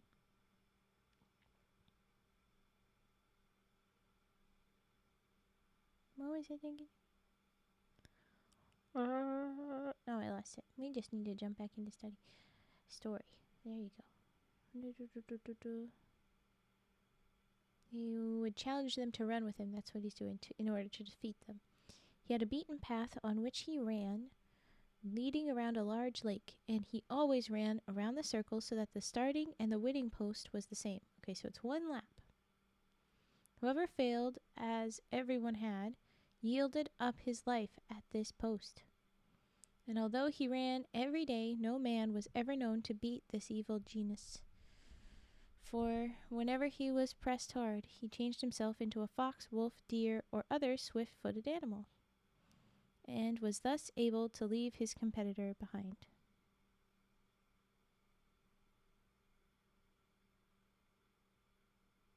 Wait, that one was genius.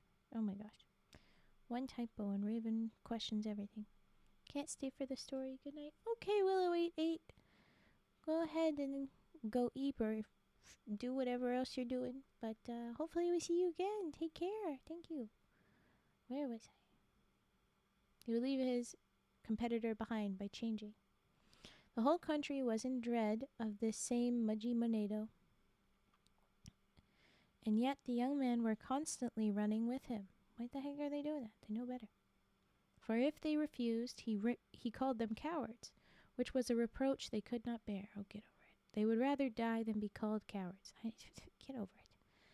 To keep up his sport, the Manitou made light of these deadly foot matches instead of assuming a braggart air and going about in a boastful way, the blood of such as he had overcome upon his hands, he adopted a very pleasing manner, and visited the lodges around the country as any other sweet-tempered and harmless old Indian might.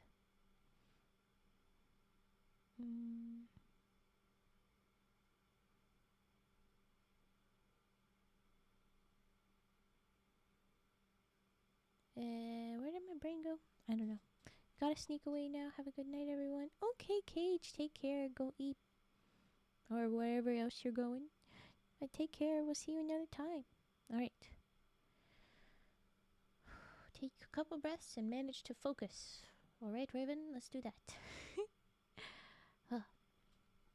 His secret object in these friendly visits was to learn whether the young boys were getting old enough to run with him.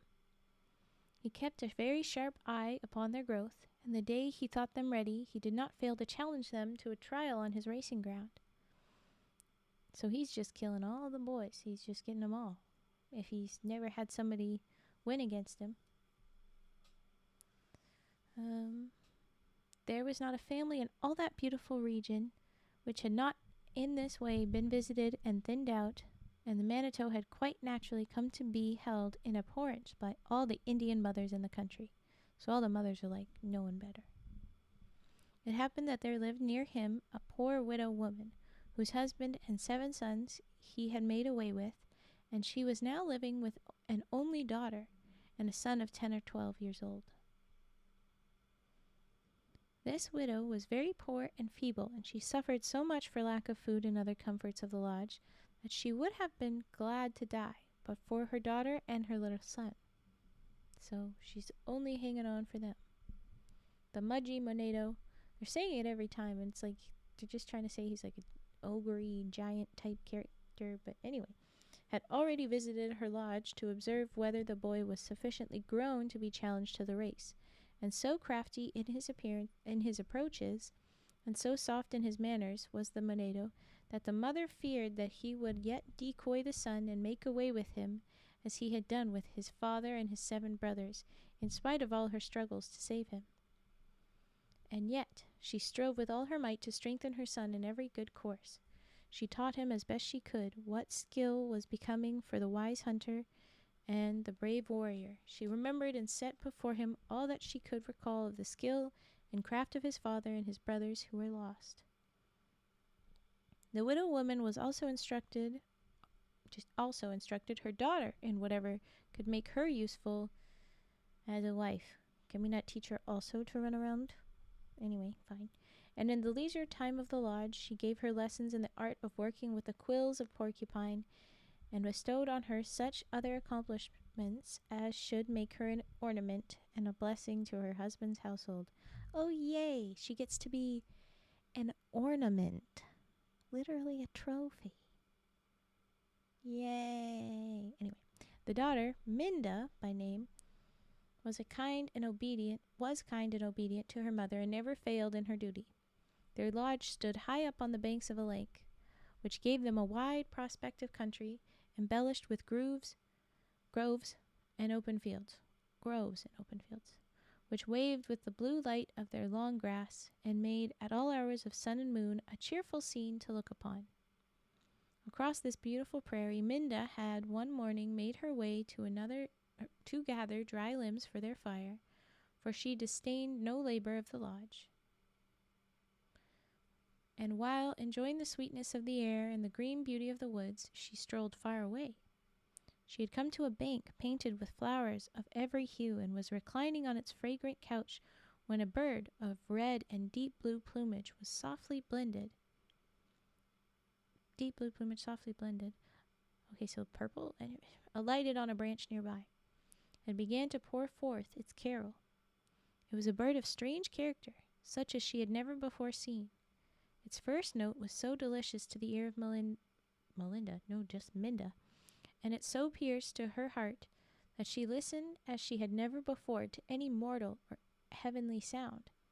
It seemed like the human voice, forbidden to speak, and uttering its language through this wild wood chant with mournful melody, as if it bewailed the lack of the power or the right to make itself more plainly intelligible. The voice of the bird rose and fell and circled round and round, but whithersoever floated or spread out its notes, they seemed ever to have their center where Minda sat, and she looked with sad eyes into the sad eyes of the mournful bird that sat in his red and deep blue plumage just opposite to the flowery bank. The poor bird strove more and more with his voice, and seemed ever more and more anxiously to address his notes of lament to Minda's ear, till at last she could not refrain from saying, "What aileth thee, sad bird?" As if he had but waited to be spoken to. Clearly Raven has bread brain right now. The bird left his branch and, alighting upon the bank, smiled on Minda, and shaking his shining plumage, answered, "Oh, so now he can talk like a person. I am bound in this condition until a maiden shall accept me in marriage. What does this have to do with the dude that's running? Okay, fine. I have wandered these groves and sung to many of the Indian girls, but none ever heeded my voice till you. Will you be mine?" he added, and poured forth a flood of melody which sparked and spread itself with its sweet murmurs all over the scene, and fairly entranced the young Minda, who sat silent as if she feared to break the charm by speech. So now we know who the bird lover is. It's Minda. The bird, approaching nearer, asked her if she loved him, to get her mother's consent to their marriage. "I shall be free then," said the bird, "and you shall know me as I am." Minda lingered and listened to the sweet voice of the bird in its own forest notes, or filling each pause with gentle human discourse, questioning her as to her home, her family, and the little incidents of her daily life.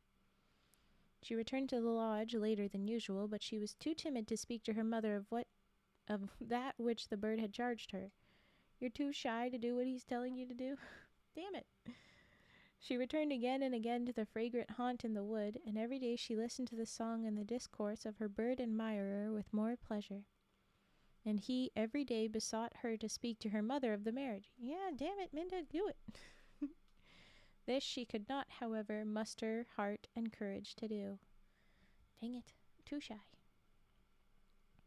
At last the widow began herself to have a suspicion that her daughter's heart was in the wood, from her long delays in returning and the little success she had in gathering the fire branches for which she went in search.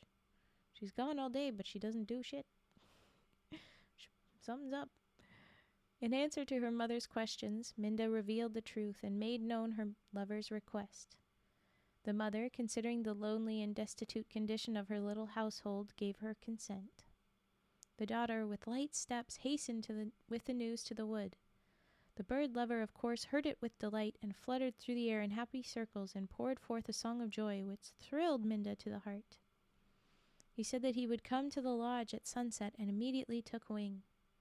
while Minda hung fondly upon his flight till he was lost far away in the blue sky. With the twilight, the bird lover, whose name was Monadoa. Oh, so there you're saying the bird lover, like a lover who is a bird, not a lover of birds, is Monadoa.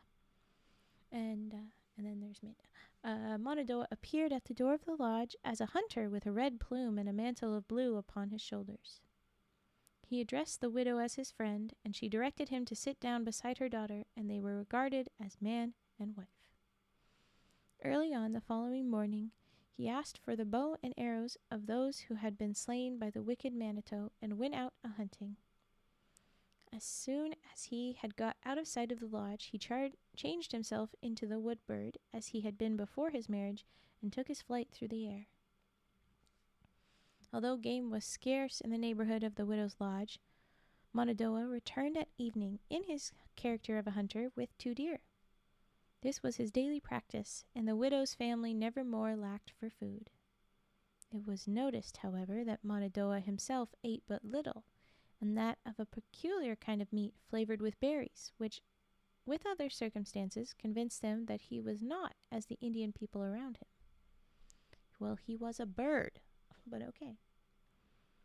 In a few days, his mother-in-law told him that the Manito would come to pay them a visit, to see how the young man, her son, prospered.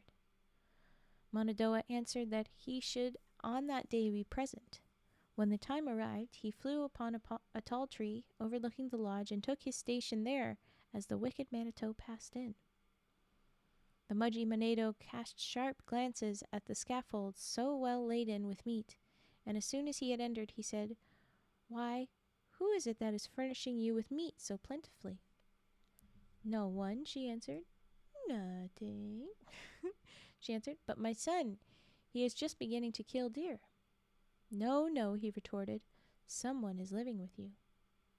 "Kaween, no, indeed," replied the widow. "You are only making sport of my hapless condition. Who do you think would come and trouble themselves about me?" "Very well," answered the Manito, "I will go, but on such a day I will again visit you, and see who it is that furnishes the meat, and whether it is your son or not." He had no sooner left the lodge and got out of sight than the son-in-law made his appearance with 2 more deer. On being made acquainted with the conduct of the Manito, "Very well," he said, "I will be at home the next time to see him." Both the mother and the wife urged Monadoa to be aware of the Manito. They made known to him all his cruel courses, and assured him that no man could escape from his power. "No matter," said Monadoa. "If he invites me to the race ground, I will not be backward." "Okay. What follows may teach him, my mother, to show pity on the vanquished." "Oh, and not to trample on the widow and those who are without fathers." Okay, so Monadoa is a bit cocky. We'll see if it's founded. When the day of the visit of the Manito arrived, Monadoa told his wife to prepare certain pieces of meat, which he pointed out to her, together with 2 or 3 buds of the birch tree, which he requested her to put in the pot. He directed also that the Manito should be hospitably received, as if he had been just the kind-hearted old Indian he professed to be. Monadoa then dressed himself as a warrior, embellishing his visage with tints of red, to show that he was prepared for either war or peace.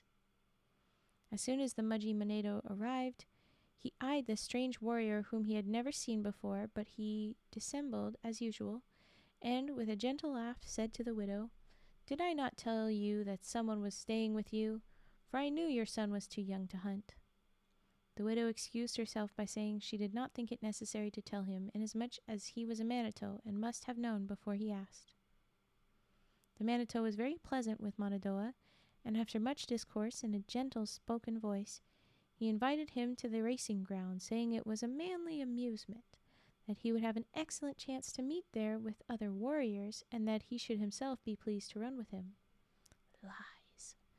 Monadoa would have excused himself, saying that he knew nothing of running.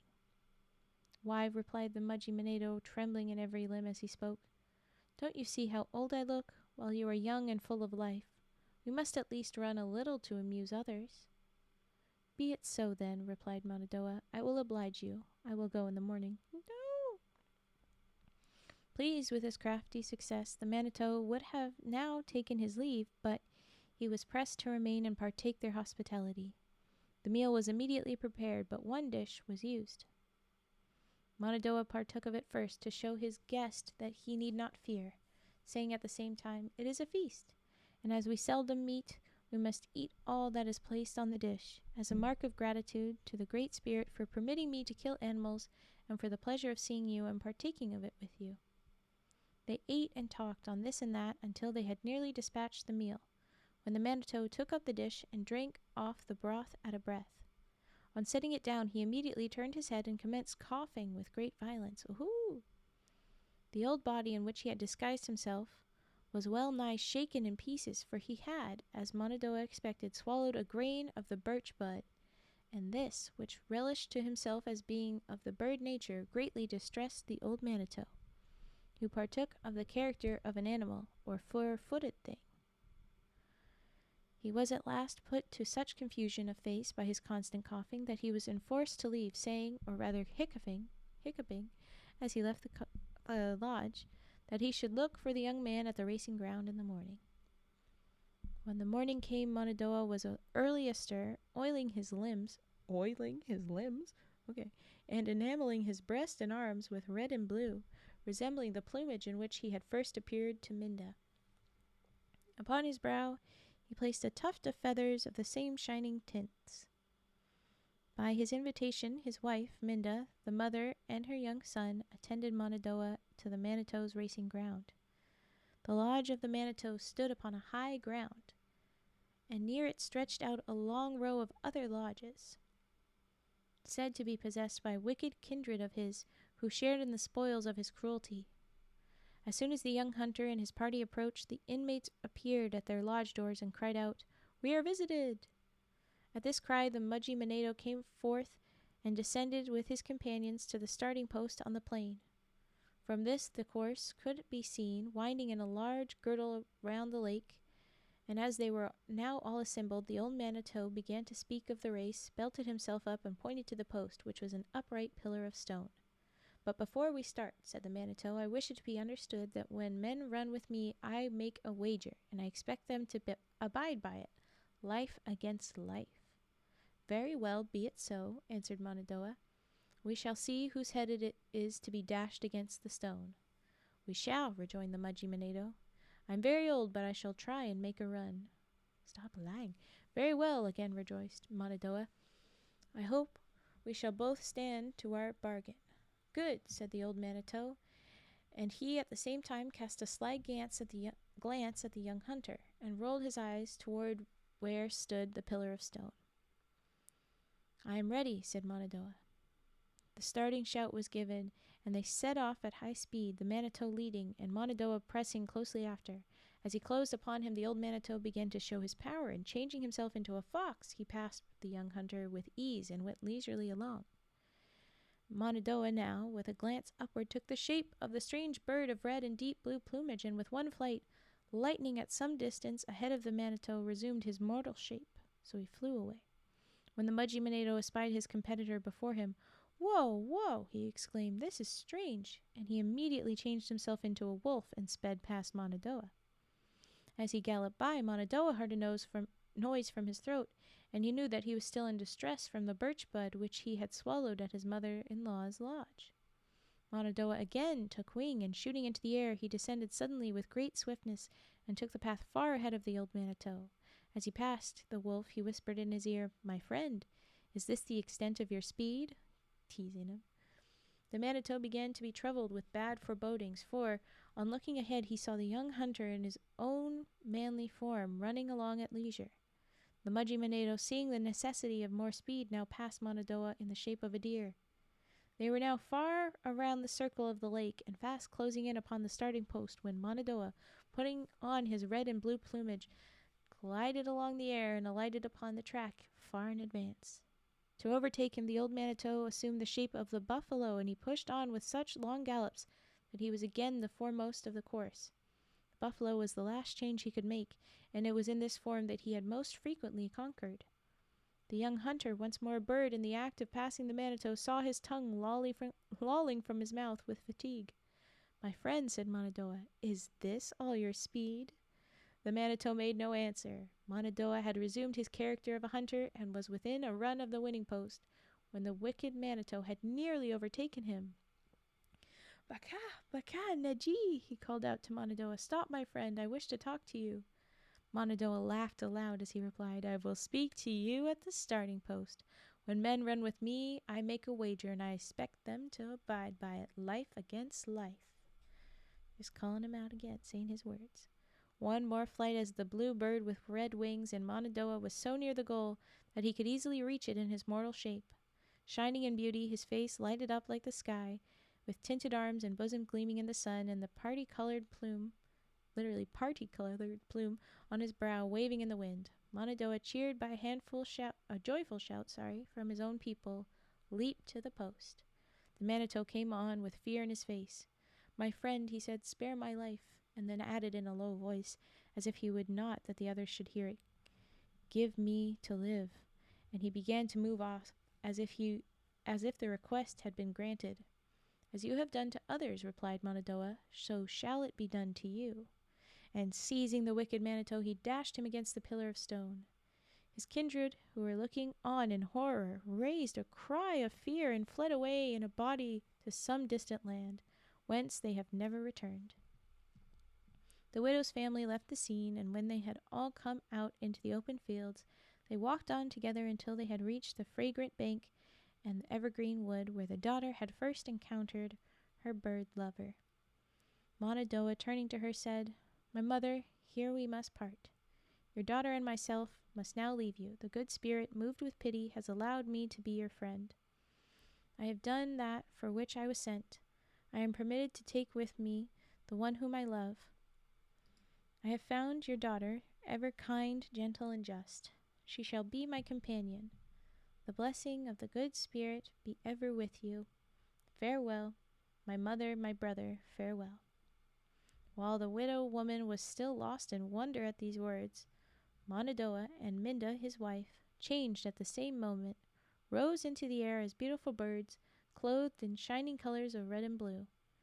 They caroled together as they flew, and their songs were happy and falling like clear drops as they rose and winged their way far upward. A delicious peace came into the mind of the poor widow woman, and she returned to her lodge, deeply thankful at heart for all the goodness that had been shown to her by the Master of Life. From that day forth she never knew want, and her young son proved a comfort to her lodge, and the tuneful carol of Monadnoah and Minda, as it fell from heaven, was a music always, go whither she would, sounding peace and joy in her ear. The end. Da-da-da! And I've been snoozing ads this whole last little bit of the story, so I gotta run an ad in a little bit. But that was a very cute one. That was very sweet. You're all cozy. Oh, I'm just seeing Are Humans with Antlers? Sorry, SCP Foundation researcher. I'm sorry. No. But, this is not the SCP you're looking for. Just a little Jedi mind trick.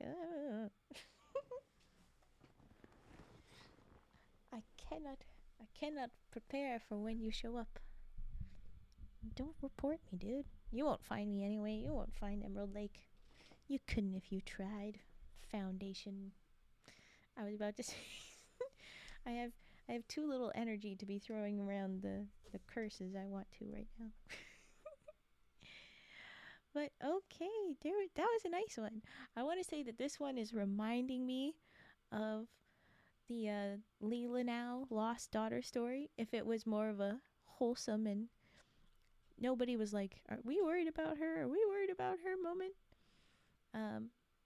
The way the daughter was like, I like me some bird. Just disappearing in the woods every day. So I think that's fun. But also, I love that they got the trickster guy that was specifically just doing stuff to hurt people. Tricked him right back. Perfect. So that's fun. Alright, well, this is when we do our redeems, but nobody's redeemed anything. And I would say that we're going to do another story after. I'm not sure. Boop, boop, boop. And I'm going to run an ad, but let's see. What? How did we end up in the grasshopper story? What the heck? Which is another story with a Manitoba. Since when was... Okay. We only have 3 stories left of the Big Fairy book. I kind of want to save them for one more stream. I'm not going to be able to read all of them, that's for sure. Yeah, I think we'll do some poems from Turt. Turt is not here. But I'm gonna. So where would they be? Nobody's done any redeems.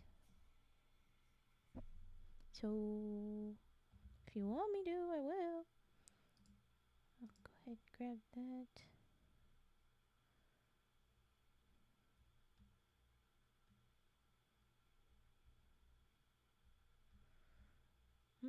I wonder if this will take up the whole thing. We've got the Frog and the Bee poem that might be perfect length. I think get over there. Okay. Computer is being slow. Ah, you see card dealing. Okie doke. I'll do card dealing right after this ad. I did say I'd have to run an ad, so I'm going to run 30-second ad real quick. And then we'll do card dealing. And then Kalimba deal. And then we'll do Turt's story if we haven't got any others. So, okay. Let's run the ad. Here we go. 30 seconds.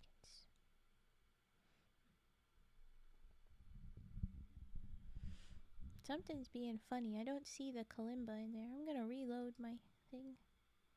Oh yeah, it's being really funny. Oh boy. Okay, this is where it's supposed to be. You're supposed to be over there.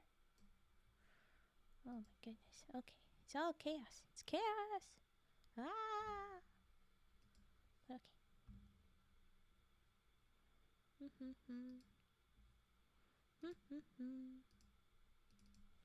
Prepping for card deal. There we go. Alright. Let's do some card deals. Here we go.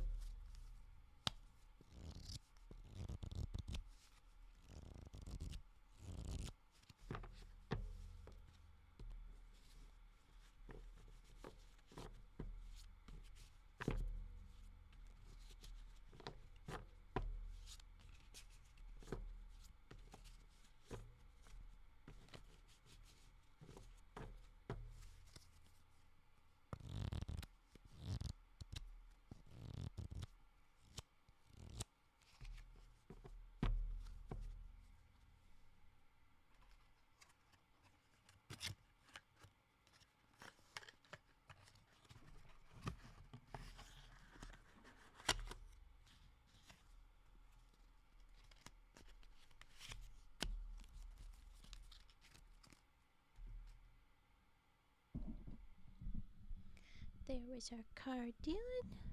Now we're going to do more kalimba again before we jump into poetry. Let's do it, let's do it. My Twitch is still being weird, but oh well. I'm watching my OBS for chat because it's being a bit more reliable. So if you say something, hopefully it'll pick up at least in one of them. Let's go again. Do we have a preferred song for me to practice, Mask?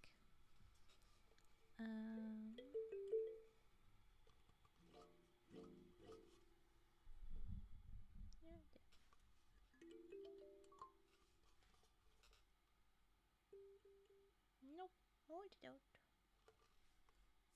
So we'll go in order.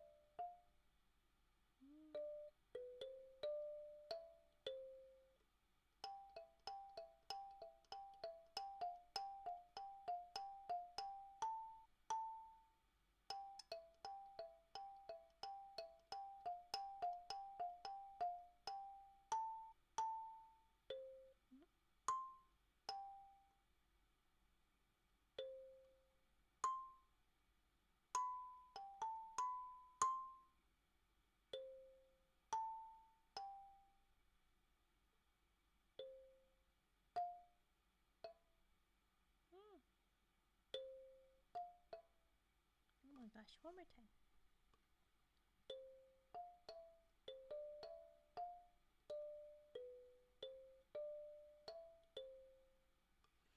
Not terribly great, but okay. We just like the kalimba. Yes, I do know this. We know this. I'll go again.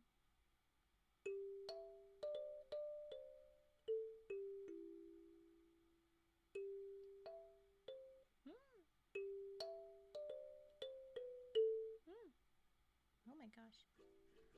Ribbon, what are you doing?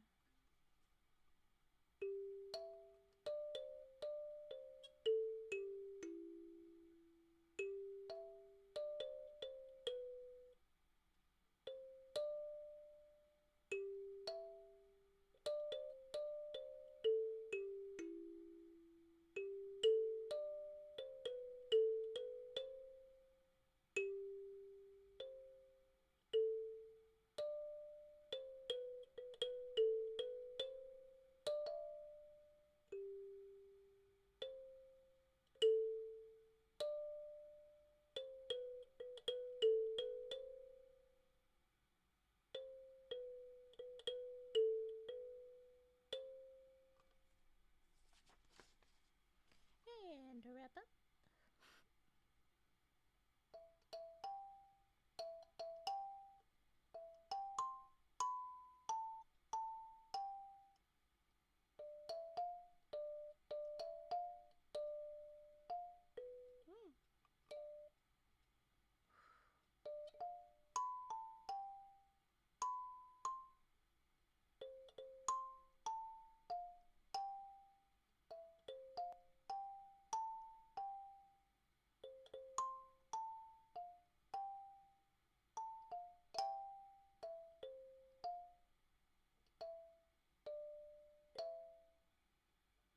Yeah, the EP time song. Brahms lullaby. Da da da da da da da da da.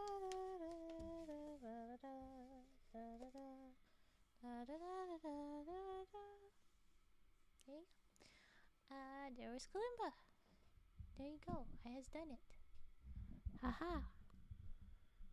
Check. Okay. And now I am going to read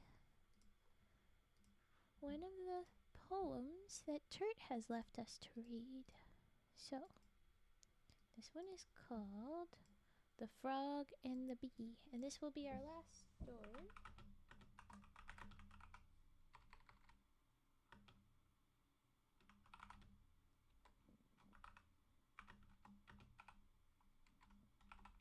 There we go.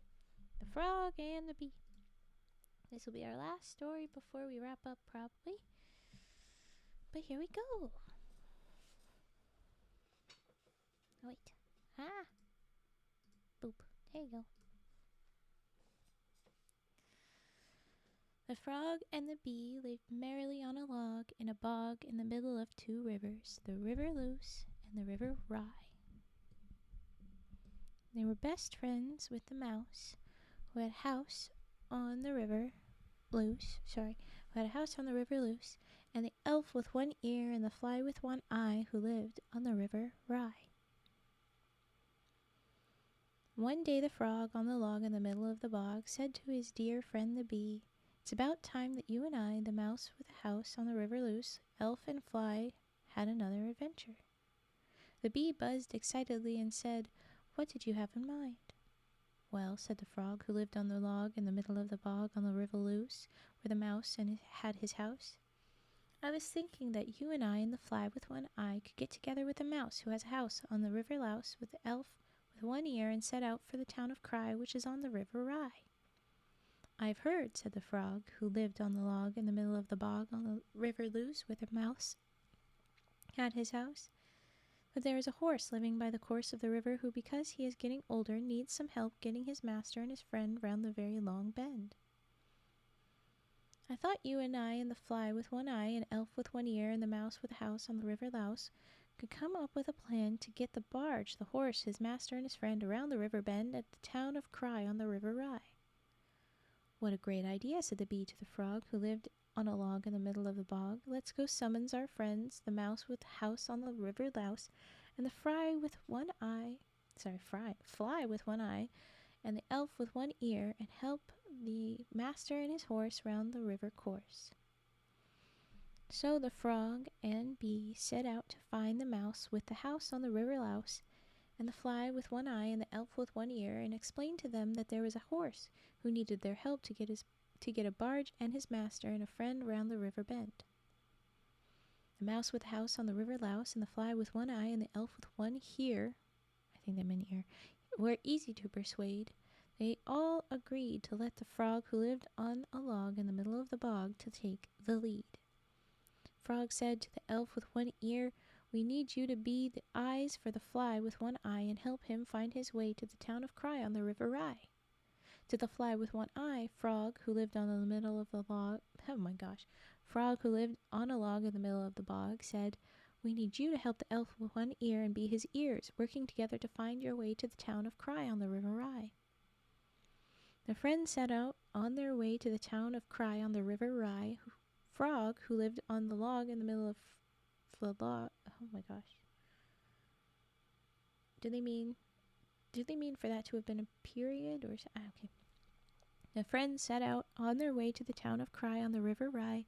Frog, who lived on a log in the middle of the bog, croaked very noisily as he hopped from lily pad to lily pad on the River Louse, where the mouse with the house lived, to River Rye and their destination, the town of Cry.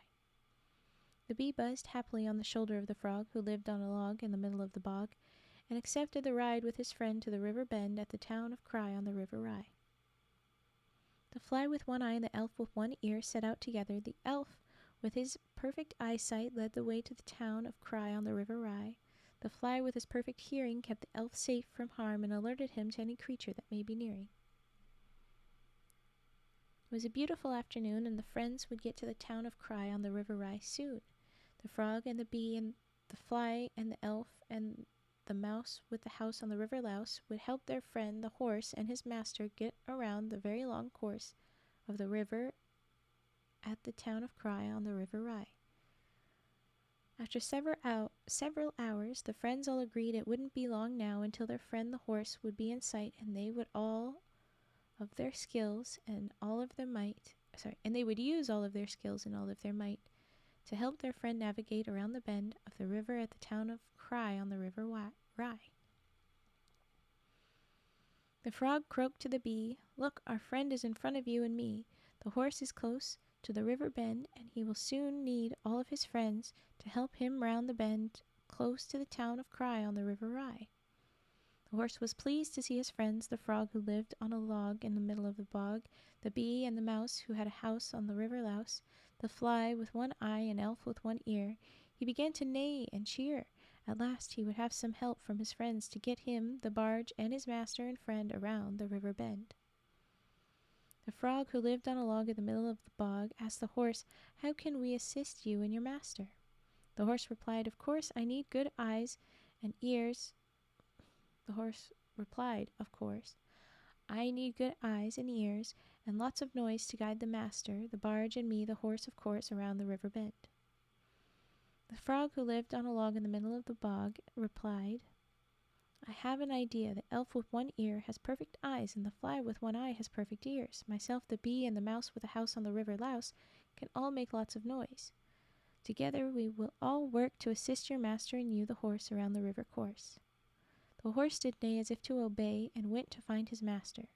With a collar around his neck attached to the barge, he lowered his head and began to walk. The frog who lived on a log in the middle of a bog, and the mouse who had a house on the river Louse, and the bee made as much noise as a trio of three could possibly. The frog who lived on a log in the middle of the bog did croak, the mouse with a house on the river Louse did squeak, and the bee did buzz, and together they made an awful lot of fuss, and the horse did neigh as if to say he heard them all just fine. The horse continued to walk by, and the fly with one eye and the elf with one ear did appear, and encouraged the horse to walk on, and the fly with its perfect ears did listen to his friends, the frog who lived on a log in the middle of a bog, the mouse who had a house on the river Louse, and the bee, and talked the horse around the river bend. The elf with one ear and its perfect eyes did talk to the horse and describe the course of the river at the town of Cry on the river Rye. In no time at all, the horse, the barge, and the master, his friend, had gotten all the way around the large bend of the river at the town of Cry on the river Rye. The horse did neigh as if to say "thank you" to his friends, the frog who lived on a log in the middle of a bog, the bee, the mouse with a house on the river Louse, the fly with one eye, and the elf with one ear, and invited them to stay for tea. The master was so pleased that he fell to his knees and said to the creatures big and small, "Thank you for your help today. It is fair to say that without your noise, your perfect sight, and perfect talk, the horse would not have made the walk around the river bend." "Now," said the master to the new set of friends, "let's set up camp past the river bend and have a cup of tea." "Thank you," said the frog who lived on a log in the middle of the bog, and the bee, "we'd love a cup of tea." So this very odd group of friends sat around and made mend with a cup of tea and a fire to keep them warm as they swapped stories for the night, and tomorrow the friends would make their way home. The frog who lived on the log in the middle of the bog turned to his special friend the bee and said, "Thank you for believing in me." The end. I will say, as sweet and silly as that was, the biggest thing that tripped me up so much was the inconsistent grammar and punctuations. Many times the B would just be thrown in, and the way it was put, I couldn't tell what they were saying. It was like, whoa, I'm being thrown everywhere. So very lovely, but kind of a lot.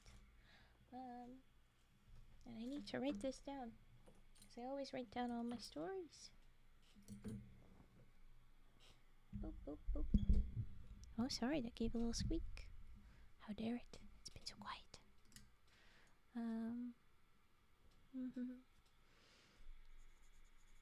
Let me read that one. And then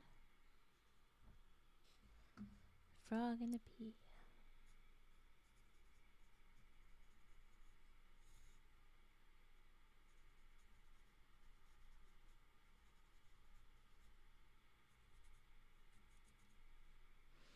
Here we go. That went faster than I thought it would. Well, goodness, why are you so loud suddenly? Okay. Sorry, Mike. Wow. Alright,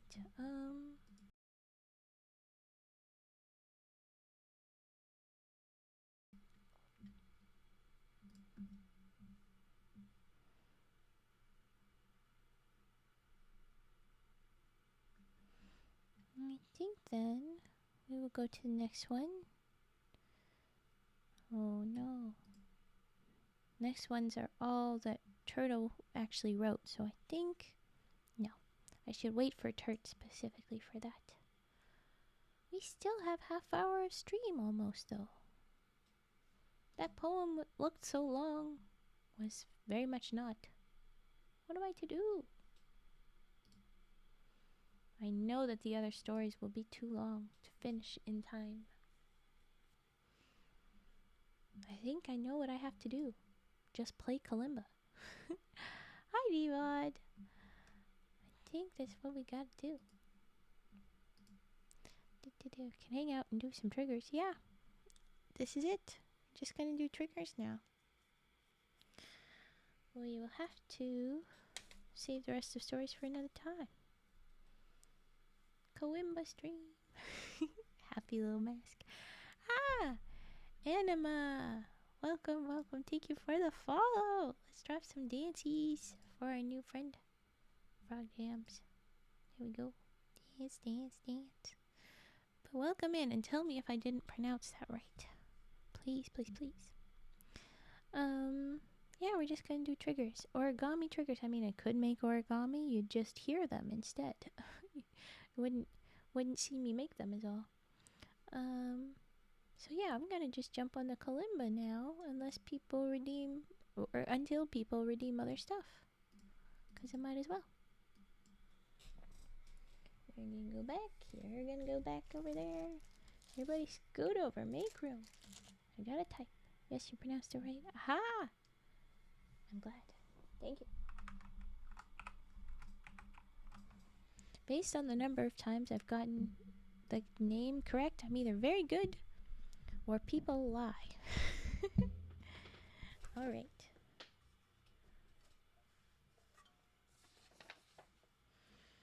Basically, the plan now is to just keep doing the same song a bunch of times in a row. So I'm happy with it. And that'll be that. Yeah, it's time for a revolution. A dance, dance revolution. Ha, ha, ha, ha. You silly. Ugh, I'm not shrimping, but I am slouching down in my chair. Get comfy. Alright. Here we go. I need to place this somewhere better. Visibles. Oh, I'll just do this song.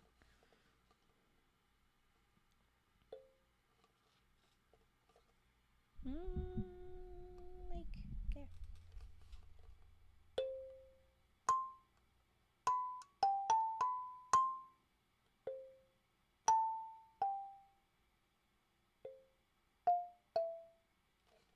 Every time I do this, it sounds just still clunky. I blame you little notes up at the top.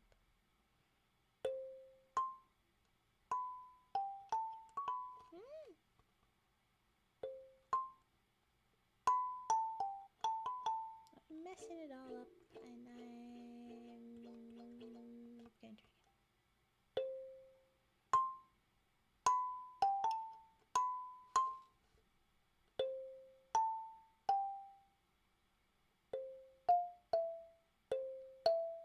Oh my gosh.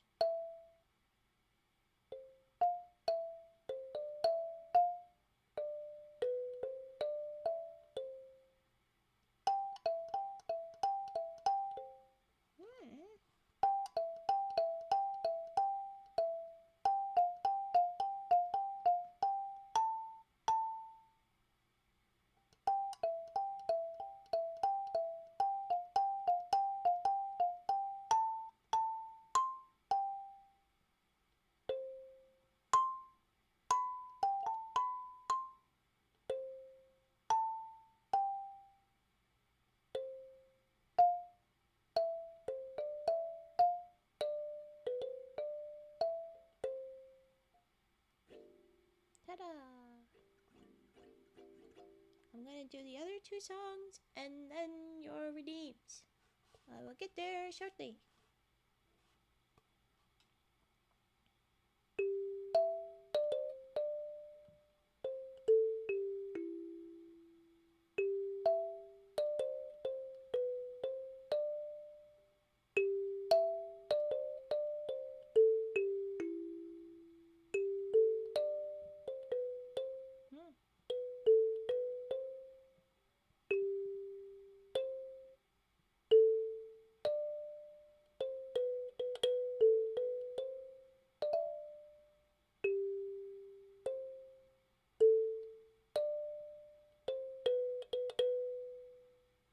Oh my gosh.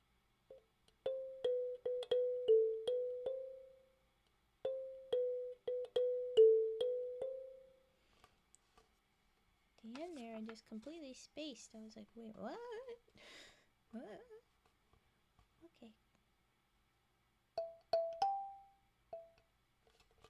Oh my gosh.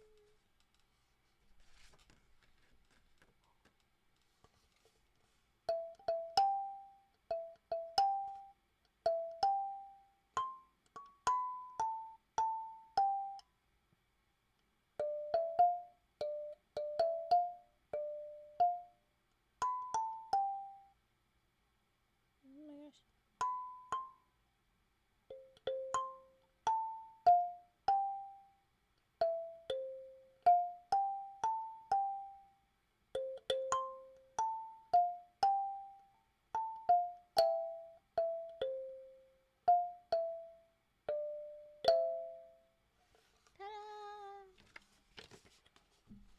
Okay, Kalimba down. Up I get for a stretch. Thank you very much. Okay, a little stretch going. Ah! I bumped you. Hoo hoo hoo. Good quick and crack.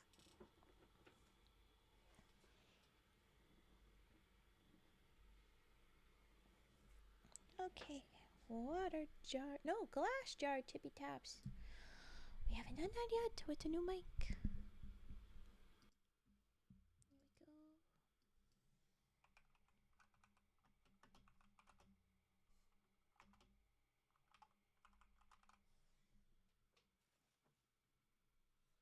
Here we go. Here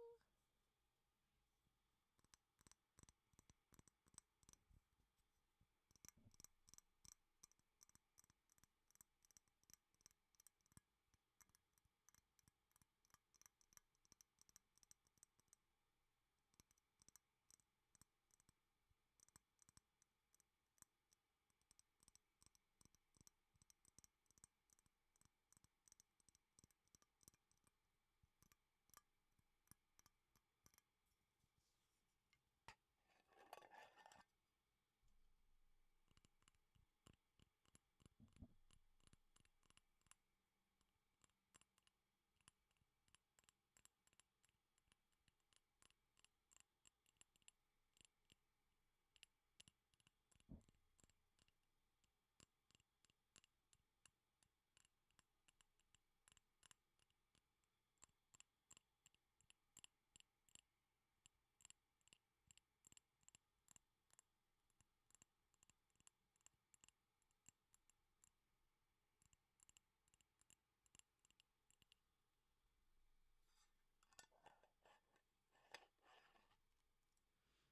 There you go. That one's fun to get back to. Okay. Oh, sticks rustle. Here we go.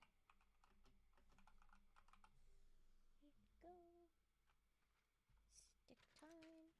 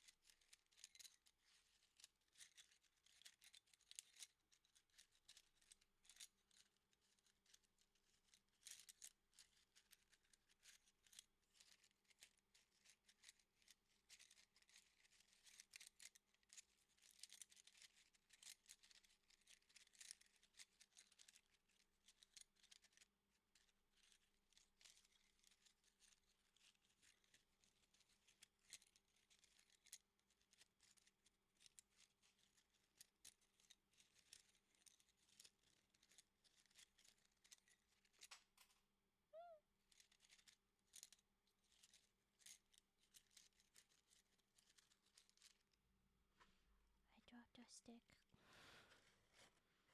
I'm sure you didn't notice from the sound of the stick hitting the floor in my little mouth. Where are you? Right there, Mama. Ah! There you go.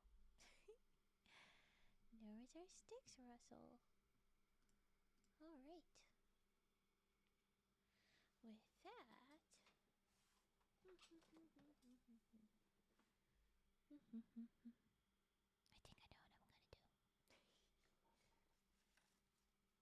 It's not redeemed, but I want to do it. I'm just gonna.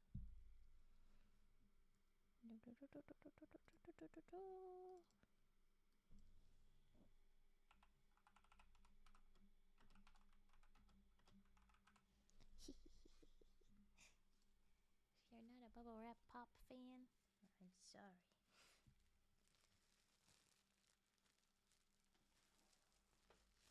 The mic over here. See if I want this.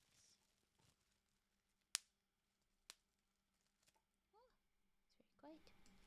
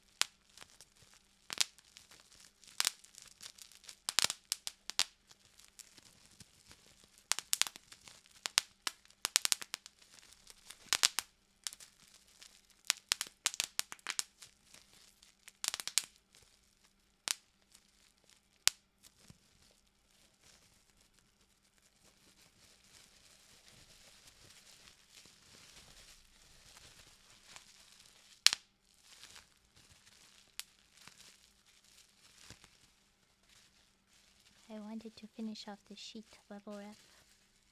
And so now I have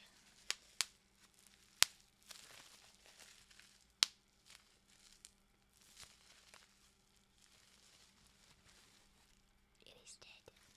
Mwahaha. Done. Now I'll do your typing. Redeem. Happy to do that. Thank you. Let's bump over there.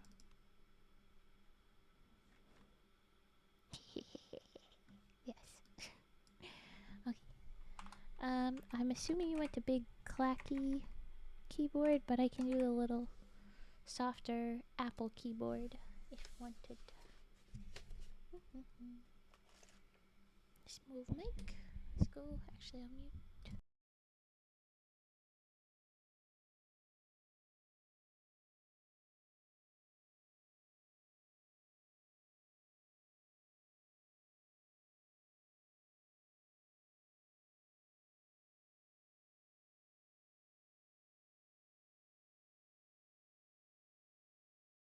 Okay, here we go. Take it open.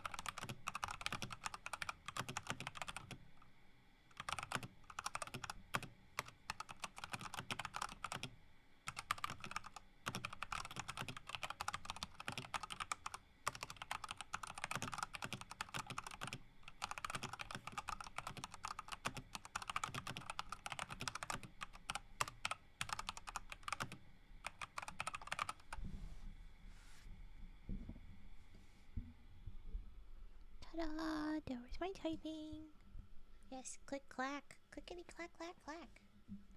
Yvonne, the posture check to hydrate. Thank you. I'll hydrate. Posture check. I did stretch not long ago, but I'll try. Okay, let's see. Big deep bend, so my model's freaking out. Okay.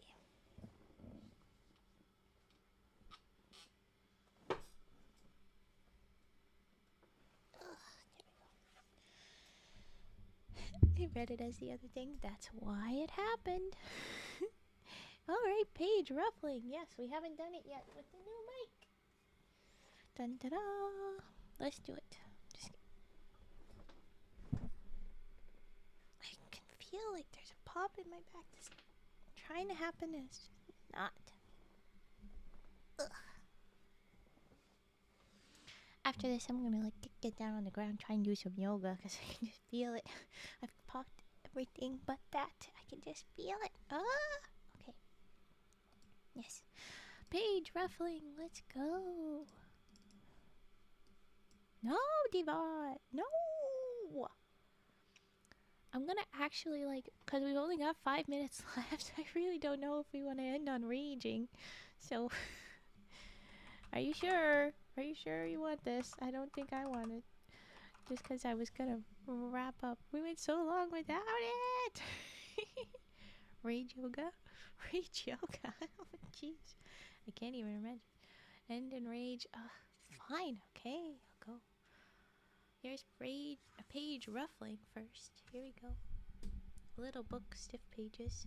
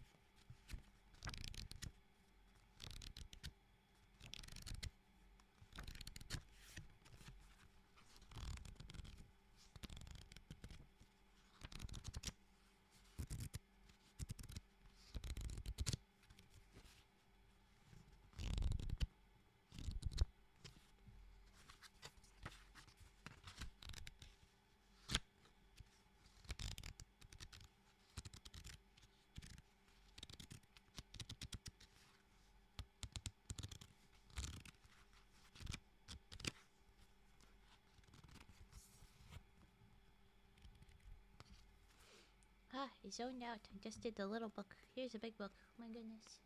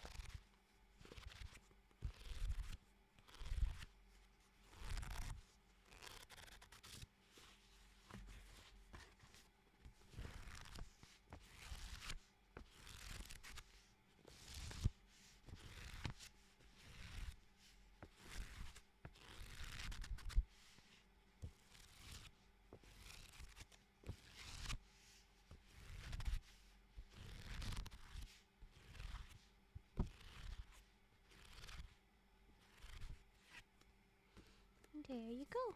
There's our page ruffling. Here we go. I'm gonna move that. And then...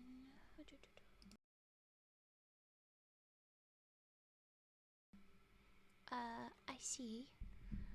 Mask is already raging because it has been redeemed. There's your rage buff. No. Let's go ahead. Let's get some rage puffin'.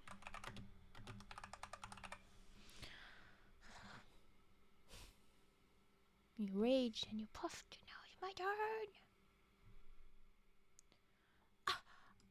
Well, I know.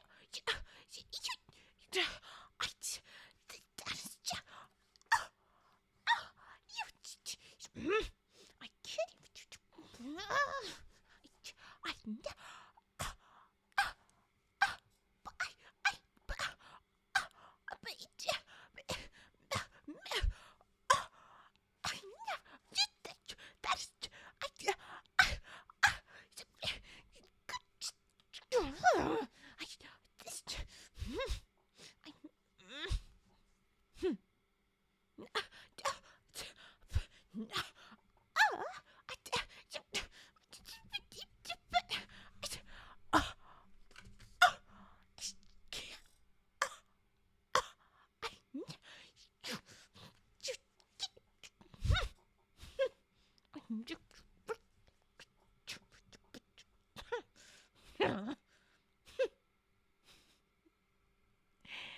We got sassy at the end. Raven got sassy. Okay. But there you go. We're ending with a rage buff. How rude. Everybody stop your raging before we raid out. We gotta rage in. We gotta raid in, not rage in. Right? We want to have a good entrance for a raid. Give them lots of love. So, speaking of, where are we going, Fet? We gotta rage in. No! No! Don't rage in. Get the comfy vibes. Yeah. Jen, you say. Ooh, okay. Please, Fetster. Drop some raid messages. Give them lots of rage. No! Bad. No. I like your little screamy, but you need to stop. Rage buff max. Ah! Chat, stop moving. Other chat. Go there. Okay.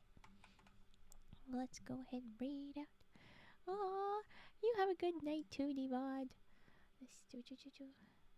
Happy to do my streams. Happy everybody was here. Thank you so much for watching. Ah! I almost forgot to do this. Thank you for watching. Thank you, everybody. Let's go to Jen. Okay, here they are. Good night.